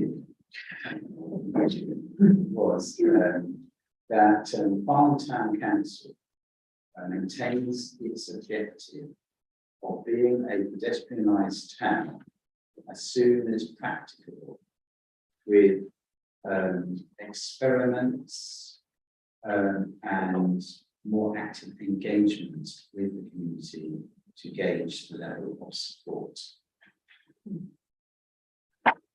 Those in favour of the motion? Well, those in favour, so we've got two at the moment. I just want to say, I'm not in favour of pedestrianisation, I'm in favour of trialing some of the ideas of it's just not, the pedestrianisation to me is utopia, it's not going to happen. But I am interested in trying some of the things that we have to see how that would impact and whether that would go down well with people. So reading some of the stuff and Harold who's young and not doing it, well, here you are, try chat, this is what we've got. So I would be in favour of that. So Yeah. You could turn it into a two-part question, which would be first one. We've got two options here. One is you say the first part is Farnham Town Council maintains the objective of being a pedestrianised town as soon as practicable. That could be the first part of the motion, and the second part could be Farnham Town Council would seek to provide experimental options with more active engagement with the community to gauge a level of support for future changes, future change at the end. But the two things, in a way, are mutually exclusive, and you might need to change it. Let's go. Well, that was my point. I mean, if you disagree with the first one, why would you run experiments to try and, prove a negative? As far as I can see, if you don't agree with pedestrianisation, you don't agree with it. And, it's not going to happen in our lifetime. So why would you put people through all that inconvenience just to prove a negative? I'm not trying to make it, I'm trying to put some of the things that we have decided that we might want to use in front of the population. Rather, I don't mean in order to prove a negative. I mean the things that we've got here that we think that we would like to push forward. I think in terms of getting the community on side, I think that we should try some of those and see whether they would go down well with it and understand that this is not to our imagination only, but that they can actually see practically what would happen if we do choose maybe a couple or two or three of these things that we've got here that we've agreed to. That's an extension of that. That's different from anything to do with personalisation. I do think that you want to bring people on board. And I'm I'm sorry if it's slightly inconvenient, but the point is that the whole thing is inconvenient and we're trying to make something work. So if you've got to try something out and suck it up and find out what it's like, I think that's a good thing to do. I really, you know, we're all talking about how important this is, how we're going to change things. And I think, yes, it might take a little bit more time, yes, but at least they're going to experience it and go, oh, right, okay, that's a good idea, or it's not a good idea. And that's engaging your community. Councillor Dazwan. Thank you, Mr. Mayor. To me, this is the yes, no, and on the policy of what the town council would really like. I don't disagree with Councillor Mills, but what I would like to say is the motion is the first motion the town clerk put forward. If that's a yes, no vote, and the second motion would be that it's on the same principle of what we're doing already with events of closing certain days, but once these works and these proposals of widening pavements and right wells is done with the pedestrianised area, I think things will start falling into place within the town, and where we may have certain road closures, we could then pedestrianise. I think that's going forward on a strategy. For me, the proposal is, do we want the town council's objective to be full pedestrianisation of the town council? Or do we, as a town council, favour partial pedestrianisation for certain events and activities and things going forward? I think there's two things here. One's full, one's part. What would the town council like? A clear decision. Sometimes, I've been on these councils quite a few years, there's no clarity and clear decision. And this has been milled around throughout councils. And I just think it needs to be a very clear objective. What does this council agree on? One or the other? Thank you. So, coming back to Councillor Mirrlees, would you like to propose an amendment to the motion? No, I mean, to hear what the other Scotty and Andy have to say. Councillor McLaren. I broadly agree with what I was saying actually. The two things started to get mixed together actually. Part of it is Don himself was out to try and things. That's a separate thing altogether. And it's not any secret. And familiar with talking about just as an example, you have the West Street Market, which happens in digital Sundays. You could trial that being done more frequently, and there's other similar things to that. So that is nothing really to do with trying to talk about recommendation. And with, you know, some of the other things within this long list could pass the trial before we went to them. The second needs to be two separate motions. The first motion is very much on what Councillor Neil suggesting that the town council commits to talk pedestrianisation being its main reflective as opposed to what in your recommendations this morning. And the second motion is something quite different, which I think Councillor Rich and Councillor Melody may like to go with a quite different motion in my view. So, Councillor Neil, would you like to propose that the motion just have that first part first, and then we go to the second thing, because I think you're going to lose the vote if you can't put two together. So, what would you like to do? Yeah, I was happy with it splitting into two. Yeah. Okay. So, if the town clerk can tell us what the first motion is, just the first part. Right. Yeah. I'm not sure it's quite simple actually. No, it's as a purpose. If you vote against the first one, you're not really voting in favour of the second. So you probably should take an amended motion, which is along the lines of what Councillor Mirrlees suggested, and replace the original motion, and then you vote on that. If it wins, it was the Councillor motion, you vote it. If it loses, then you go back to the original motion, which Councillor Mirrlees put forward. Councillor Cohen. You see the logic of that. We've just spent, God knows how long discussing pedestrianisation. which is an extra bit that we put on after the regular debate we had on the first section. And now we're going into another debate on whether or not we sort of do experimentation on other things. So I'm completely lost as to where we're going here. And I agree the two things, to me they are two totally separate items. I thought we were discussing pedestrianisation. So procedurally, you either then move a motion to go straight to the vote, or you have, as Councillor Newell suggested, because she before went to that, she said, she actually was favouring the idea of independent part going to votes. There seemed to be a number of councillors saying the same thing. So you either need to have you put and said the motion now being put to just vote on what Councillor Newell said, or we have an amendment from Councillor Newell's. And then you could then say, let's go straight to vote and discuss it now. That's not an amendment, pedestrianisation, that's the point I made. I think Councillor Kelly, it might be, because what Councillor Newell is saying is that Farnham Town Council supports community engagement and options to experiment to understand if there is an appetite, to use that word, an appetite for increased pedestrian priority or pedestrianisation in the future. I think that's what she was moving towards. No, I wasn't. No, I'm sorry. I'm really sorry, I wasn't. Then I need the words. Okay.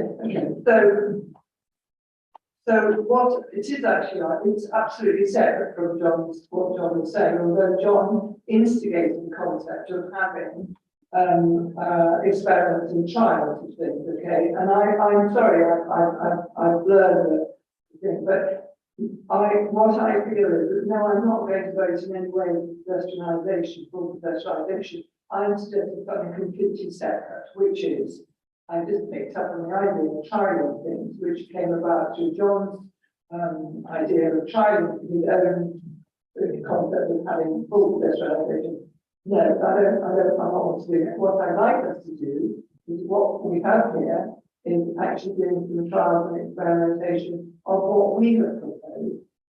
Sorry, I'm sorry I confused everybody. That's a totally separate thing. What does it mean? Well, it's just, what I'm saying is that, given that we have got these ideas that we've all agreed on here, what I'm trying to suggest is that why don't we have some trials of some of the ideas, as Andy suggested, why don't we have what was it you said? The West Street Market on more frequently to see how that will impact on people and for them to get an idea of what we are proposing and what we've agreed on. I mean, you don't have to go along with it, but I just thought it was a good idea to do that, because actually having to do with John's concept of pedestrianisation, because I don't want to go on that. We can sort of go on. Turn on. So I think it actually clarified that. You do what you just said you want to do without having rush. You can do your experiments anyway. And if that's all you want to achieve, then go straight to the vote. Yes. Okay, so let's move to the vote then. If you can read out the motion again, please. Stand up. Let's go to the vote. So this again is the original motion, not split, and this council tells me what's to split. That FTC. Well, it's your motion, so you tell me if you want it split, you split. Yeah, I think the last one.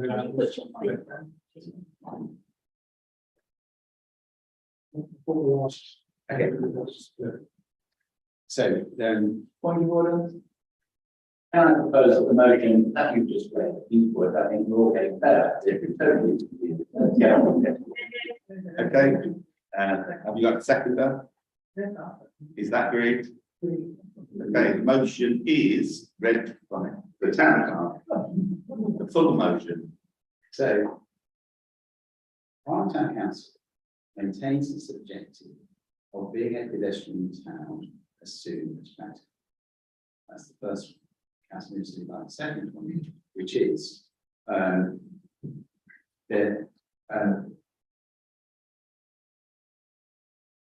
to experiment to actively engage the community with experiments to gauge the level of support and to have attitudes for greater pedestrianisation. Those in favour of the motion?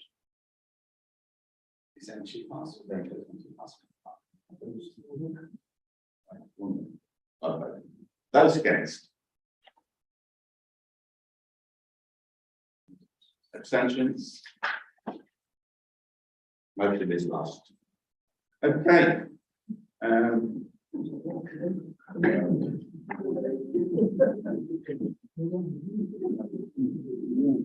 Where are we?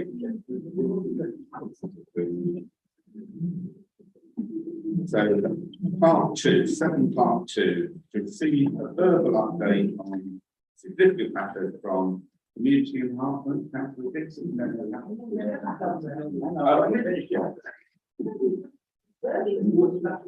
Tell me what I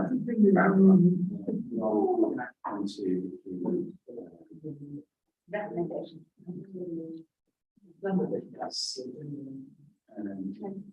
this recommendation. So we're going to Annex C, and it's the third page under item 17, recommendation council. The revised document at Annex 1 be agreed at the current council approach the option consultation, subject to any new issues emerging as part of consultation, which will be considered by council at September meeting. Is that agreed? Thank you very much. Back to you. Yeah, you can.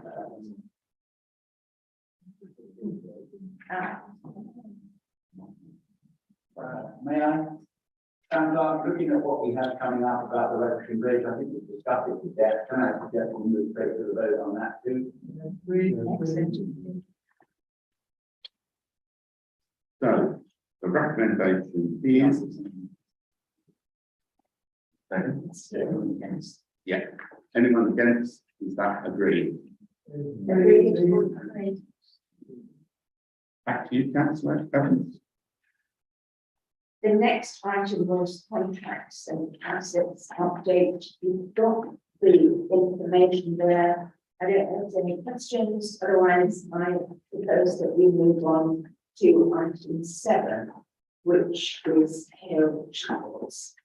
And the plans, the two options, A and B, are available. Clearly, those who were at the meeting saw those there. You've also got black and whites, and there's larger ones there. It was agreed by Strategy and Finance to recommend to council that the graduate landscapes design of the folly, option A, be worked up into a tender document with a view to commencing a formal tender process. Is that agreed? Councillor. Just wanted to explain that that was done because council did, yes, we previously favoured the folly, and we asked the outside workforce as well, which they would find easier to maintain. That also came out top. We didn't just pluck it out of the air. Actually, there's an additional one that Councillor Powell has put on her North Farnham voice, and I think on Facebook. She'd actually had those plans available, and she has had them publicly being looked at this week. And she has told me that the post has been seen by 846 people. I'm sorry, why are we even hearing about it? Well, because it's public support, really. Those that expressed an opinion unanimously think option A is the better of the two. So I think the option which has been put forward is, we can say, agreed by. So, councillors, is that agreed? Agreed. Thank you. Carry on, Councillor Evans. Thank you. Design statement update. Councillor Coleman, do you want to speak to this at all before the vote? Microphone, councillor. Really, councillor Evans, you know, we need to get this over to Wales as quickly as possible. I'm not being supported by them at all. The people design state want to give us a little bit more protection. So, you know, I think it's let's get over to Wales for our adoption. So councillors, you've got a recommendation for you. The comments at Annex 3 incorporated into the Farnham Town Council design statement and submitted to local plan authority for adoption. Zone codes for the designated development site in the neighbourhood plan incorporated the professional support where needed. Ways BBRs to adopt the development statement zone code with a view to strengthening the neighbourhood plan. Is that agreed? Agreed. Thank you. Thank you, Mr. Mayor. On to Ukrainian National Day, which is August 24th. There is a background explanation there. Time's up. I know we had a meeting today. Did you want to refer to that?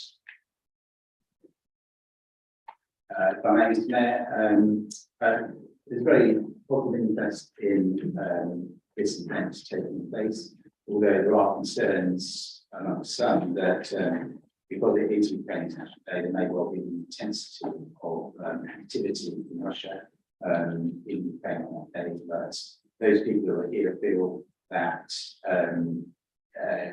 actually sharing their thanks to the group of Farnham by hosting events where they would like to share their borscht and dumplings. They're not actually technically dumplings, but there's two national dishes of Ukraine. Where the idea was there would be children's activities in the afternoon, and then an event which would be them sharing food in the community. It would be an event right managed activity, so it would be pre-tickets and it would be so that they cater for the right number of people. And they anticipate, based on initial feedback, 400 or 500 people, which could turn out to share the events. Obviously, if it's in Godfrey Meadow, we would have to take formal liability for the events, and we would give officers support to make sure that it's held in the correct way. They've already taken advice from the Department of Health and various others, and there's quite a lot of interest in it. The idea of the cost being shared with the Rotary Club, Space Rotary Club Farnham, will probably mean that the town council's contribution will be around £100,000, and all of the events and music and everything else going on. So I can't be more clear than that at the moment, but that's what we'll be asking to sort of underpin. So the recommendation is that Farnham Town Council works with Farnham Street Ukraine, Farnham Stands with Ukraine, Farnham Rotary Clubs, Farnham Hedgehogs, and other partners in marking the National Day of Ukraine with costs met from the community initiative budget and contribution from the Farnham Rotary. Is that agreed? Thank you. Thank you, Councillor. Thank you. We then have reports from task groups, and the young people task group have met, and there are plans underway for two events for young people in Godfrey Meadow on the 10th and 31st of August, with costs totaling approximately £6,000, which will be met from the young people's budget. So these are for information. There's one on Councillor Merrilies. Did you want to add anything to that? Just to say that one is a skate jam, which we weren't able to do last time with COVID. So there will be taught and people instructing them throughout the day, and also doing demonstrations. So that's going ahead. And also they are having extreme bike events as well, and see how that, which is very popular last time, but we hope that it's going to bring kids more 13, 14, 15 years old down. We're hoping that's going to happen this time, but we're having to as well. So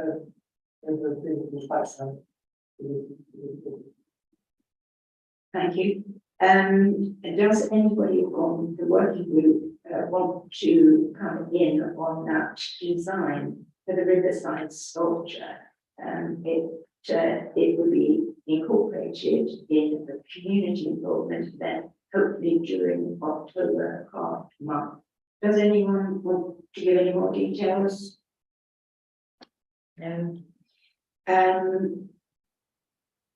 It was noted that Waverley had been successful in the first round of the MEND application for Farnham Museum, and Farnham Town Council is now asked to reaffirm its pledge of £10,000 and write a letter of support, and the town clerk has that in hand.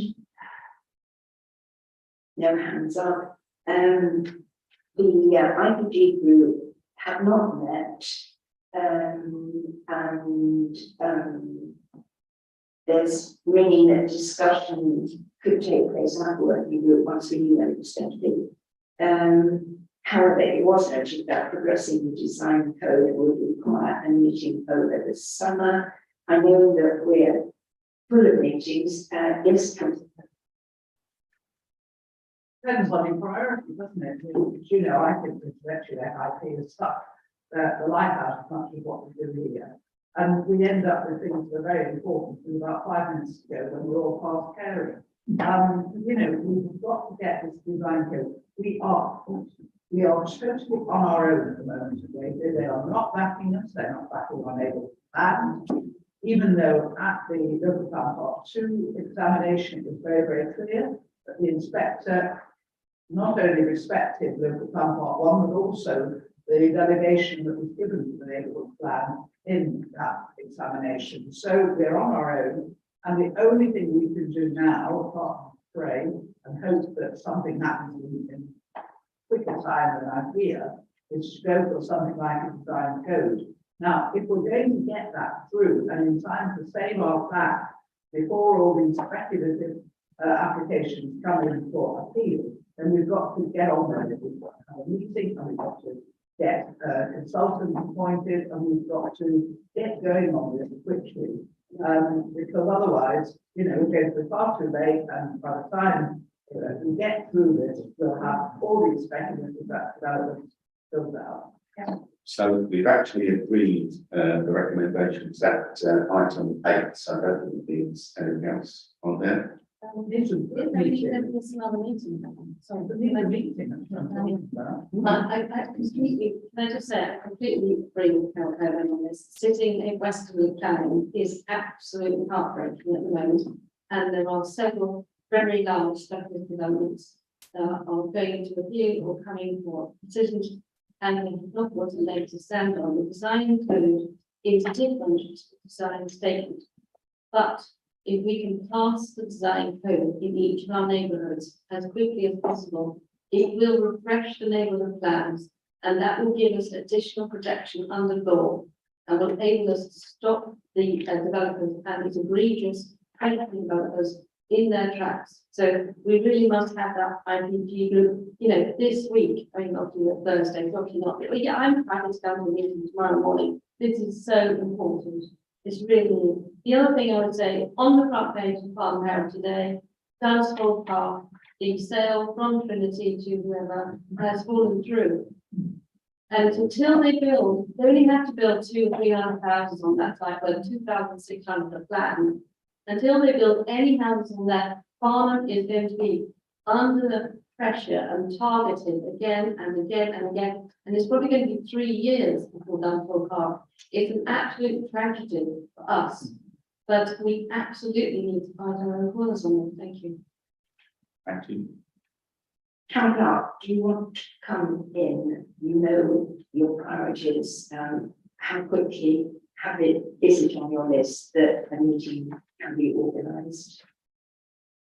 Well, it's actually enabled a meeting just for sake of a meeting. You just agreed the decision on item 8 as an edit reference, which is that you will now request design code to designated development sites in the plan. This is not as simple as it may appear, because we've taken advice from some organisations such as ACON, as is set out in item 8. And although they're dealing with this on a regular basis, they do not know for certain that having the design or the design statement is sufficient with the inclusion of design codes for the individual sites of the neighbourhood plan, which we have already adopted, whether that in itself will then be taken by Waverley as being an appropriate change to the neighbourhood plan that can then give the strength that Councillor Dixon just mentioned. We hope that's the case. We think that's the case, but we do need to take advice. If we have a meeting tomorrow or next week, we still won't get an answer. What we need to do is to now progress what has been said in the recommendation at item 8, and begin to get advice from either IPE or others, and actually get some clarity about whether what we think is achievable and possible will practically be delivered. The reason for that is that we're going to have to support the officers at Waverley in persuading them that what we think is can just be done. And we need strong information because we're not professional planners. Councillor Coburn. I spoke to locality, which you know is the branch of the UHC, which deals with neighbourhood planning, and it was they that raised the issue of doing a specific design over a neighbourhood plan. Waverley has no say in that, in as much as we are entitled to do that. We have to do it correctly. We have to follow the National Model Design Code. But Waverley can't stop us doing it. I worry about not having. I don't want to be say anyone or anybody else. But if there's nobody driving this project, where's it going to end? We need a driver, whether that's the leader of the council, I don't mind who drives the thing, but it's got to be driven. And at the moment we're floating. We've talked about this already for some weeks. We haven't really taken a step forward. So if we don't want to do it, that's fine. We'll just have to go to all the appeals and fight.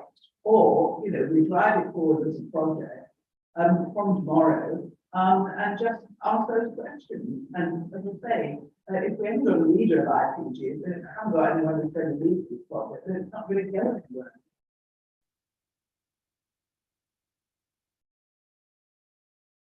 Right, I think there's no conclusive answer to that, but all is noted. So if we can go on to 11, which is consultations.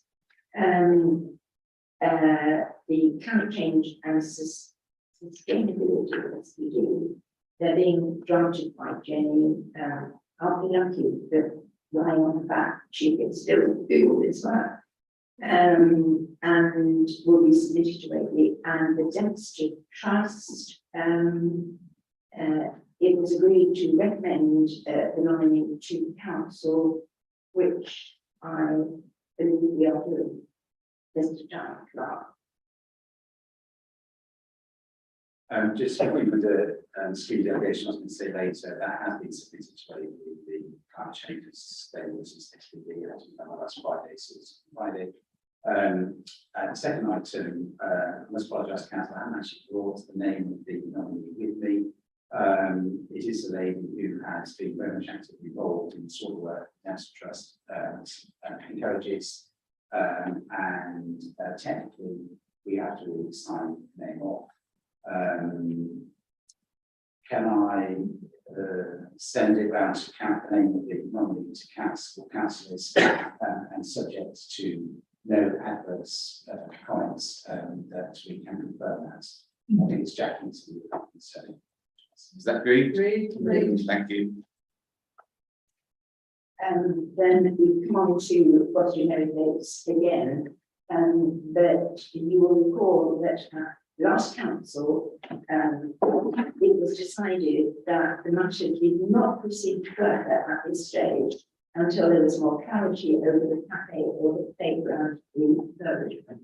So consequently, we're waiting for that to go forward. And the item is now back, will be on the agenda of the Assets Task Group, you know, as the first stage on the process of getting it back to strategy and finance and the council. Council, any updates? They're then, so, Any questions on those updates? Okay, date of next meeting is shown there. I therefore present that report, Mr. Mayor. Thank you very much. Is that noted, councillors? Thank you. Further updates, community enhancement, council Dixon, anything to report? I think we are pretty much, thank you, Mr. Mayor. I think we're pretty much up to date. It's as it says on page 8. We are hoping we're very lucky to host the South East in Bloom Awards in October. This is one of those 2 months. And planting some more trees and adding in some more Jubilee French, all good stuff. Councillor Coburn, anything to add on sanctuaries and fields? Brilliant, but just to say how pleased we were with the designs of graduate landscapes for the tail chapels, because, you know, we've no idea what really is happening. They're really stuck to the brief, and we think they're very, either of them would have been effectual. And just to say how nice West Street Cemetery was looking for judging on the 28th, it really did look stunning. All the areas that they looked at were all looking really good. So fingers crossed, it's all good. I just want piece of information for council, which I'm not sure that Ian Cruz had a chance to speak with council Fairground next to be away this week. But he heard yesterday that the RHS would like to come and visit cemeteries and some community groups about biodiversity matters that the council has been investing with a view to doing an article in their magazine. I think that's the result of the visit last week. Councillor Dunstable? Thank you, Mayor. Just, sorry, Councillor Dixon, I just wanted to go back on the Jubilee Ventures and whether any of your councillors have put forward locations for Jubilee Ventures within their board.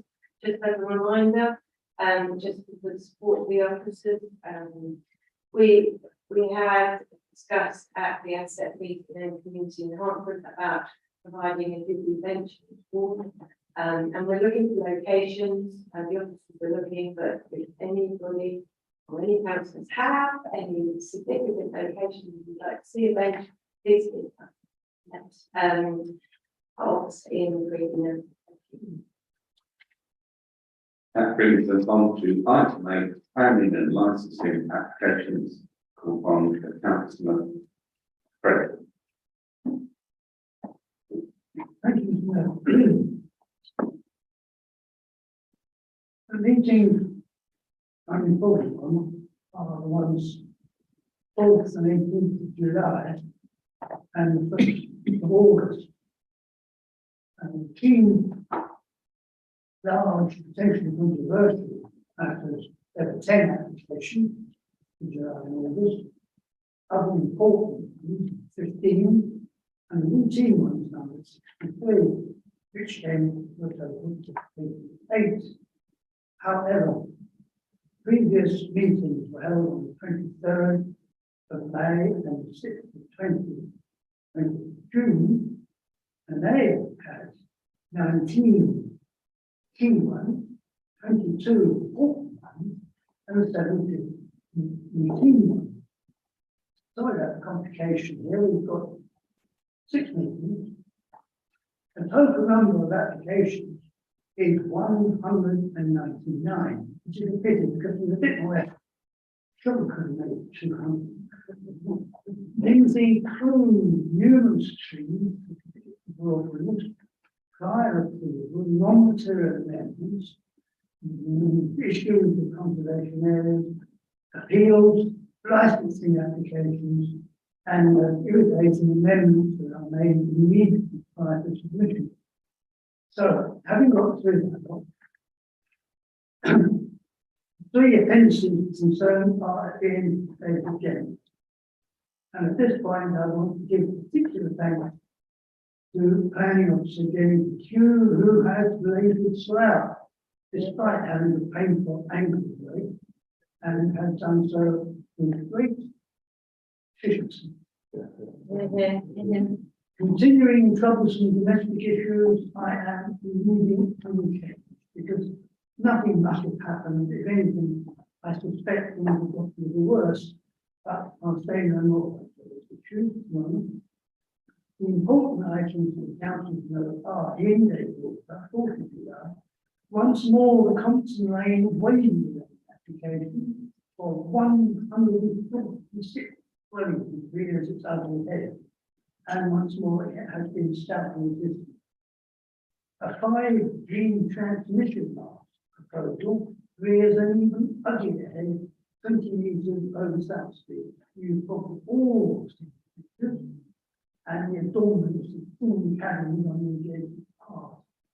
Alternative position for this item has been politely suggested. We found a detached garage, if you believe it, with a concrete basement underneath it, has been constructed in total breach of permission. Recently told enforcement to get on with it. On the 18th of July, Hart Council requested a scoping auction, giving our thoughts regarding the construction of a huge Amazon distribution depot on 32 hectares of productive agricultural land adjacent to the M3 junction at North Warnborough. I'm not going to give you any opinions. Yeah, I was reporting.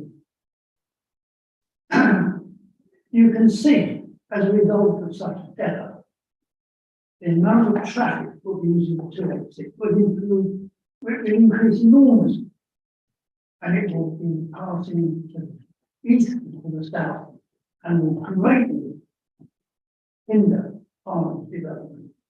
And I think for our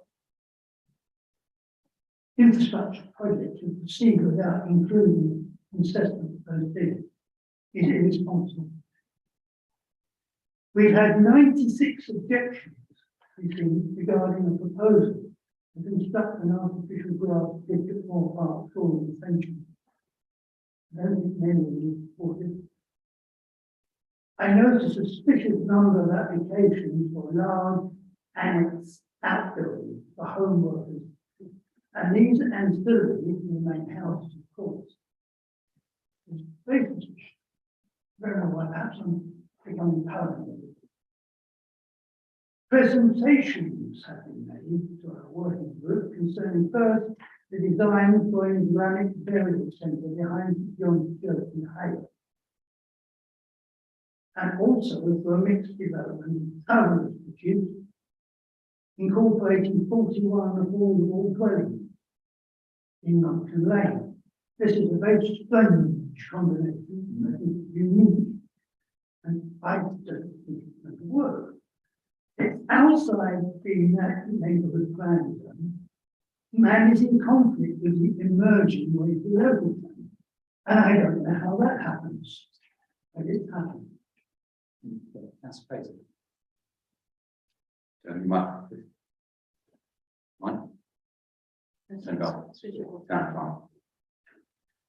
were dangerously close there to being predetermined on a matter that you just spoke about. That was a presentation to take advice from councillors prior to an application being submitted. And so you may wish to withdraw that last remark because you get an application in due course. I don't want to predetermine. I've been there. Next, on the 1st of August, keeping in Monkton Lane, you see once more an application for up to 65 affordable homes, all the way outside the built-up zone and in conflict with the neighbourhood plan conditions. Once more, these have been stoutly resisted. An organisation rejoicing in the name of EOOB expressed the intention to erect a large number of 9-metre high poles on which to support fast fibre broadband cables all over the neighbourhood. They offer 28-day notice to affected residents, and they seem to book no appeal decision at all. They cite official government support. That being so, I think we're doing it perfectly, don't you? All in the name of progress. The shining stainless steel cylinders and pipes and cowls, which we expected to see on the right road, not to be vanished. And instead we have an array of shining continental paper panels erected instead. I hope this is discreetly hidden, in which case it might be improved. Hangover notes in previous meetings, there were 19 additional rooms proposed to be built on the top of the existing 27 at Way Valley House, thus effectively adding an additional story to its height. My opinion really, it doesn't actually look particularly attractive, never mind. Development of hawthorns in Hale Road is proposed will once again potentially providing 65 additional dwellings, all entirely outside Farnham neighbourhood plan area.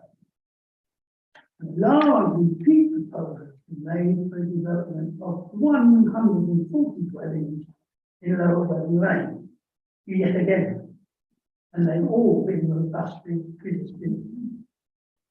And in addition, not the other hand, proposed conversion of the Bishop's Stable Hotel will provide 7 more dwellings, flats, and adds to Farnham's tally of such housing locations. How good it is. You will note a total of 464 housing applications over 7 meetings to hear the question. That is an average of 65 new houses, 52.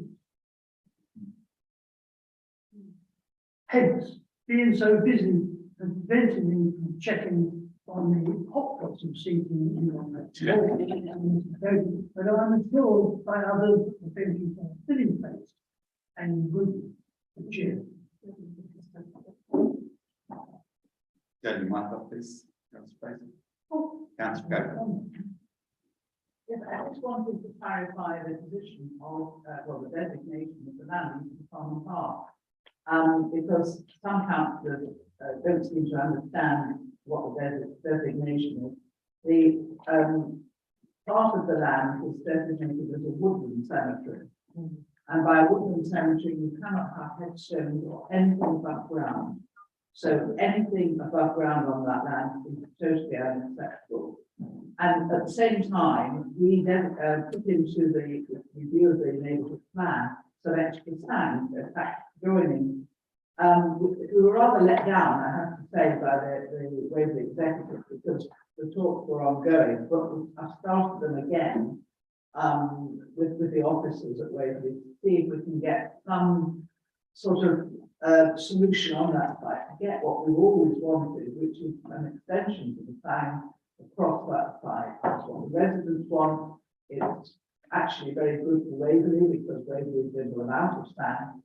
So that's what I'm pushing for at the moment. But do be careful when you make statements about land if you haven't checked its designation, because sometimes people say things that just cannot happen because of the designation of land without changing that designation.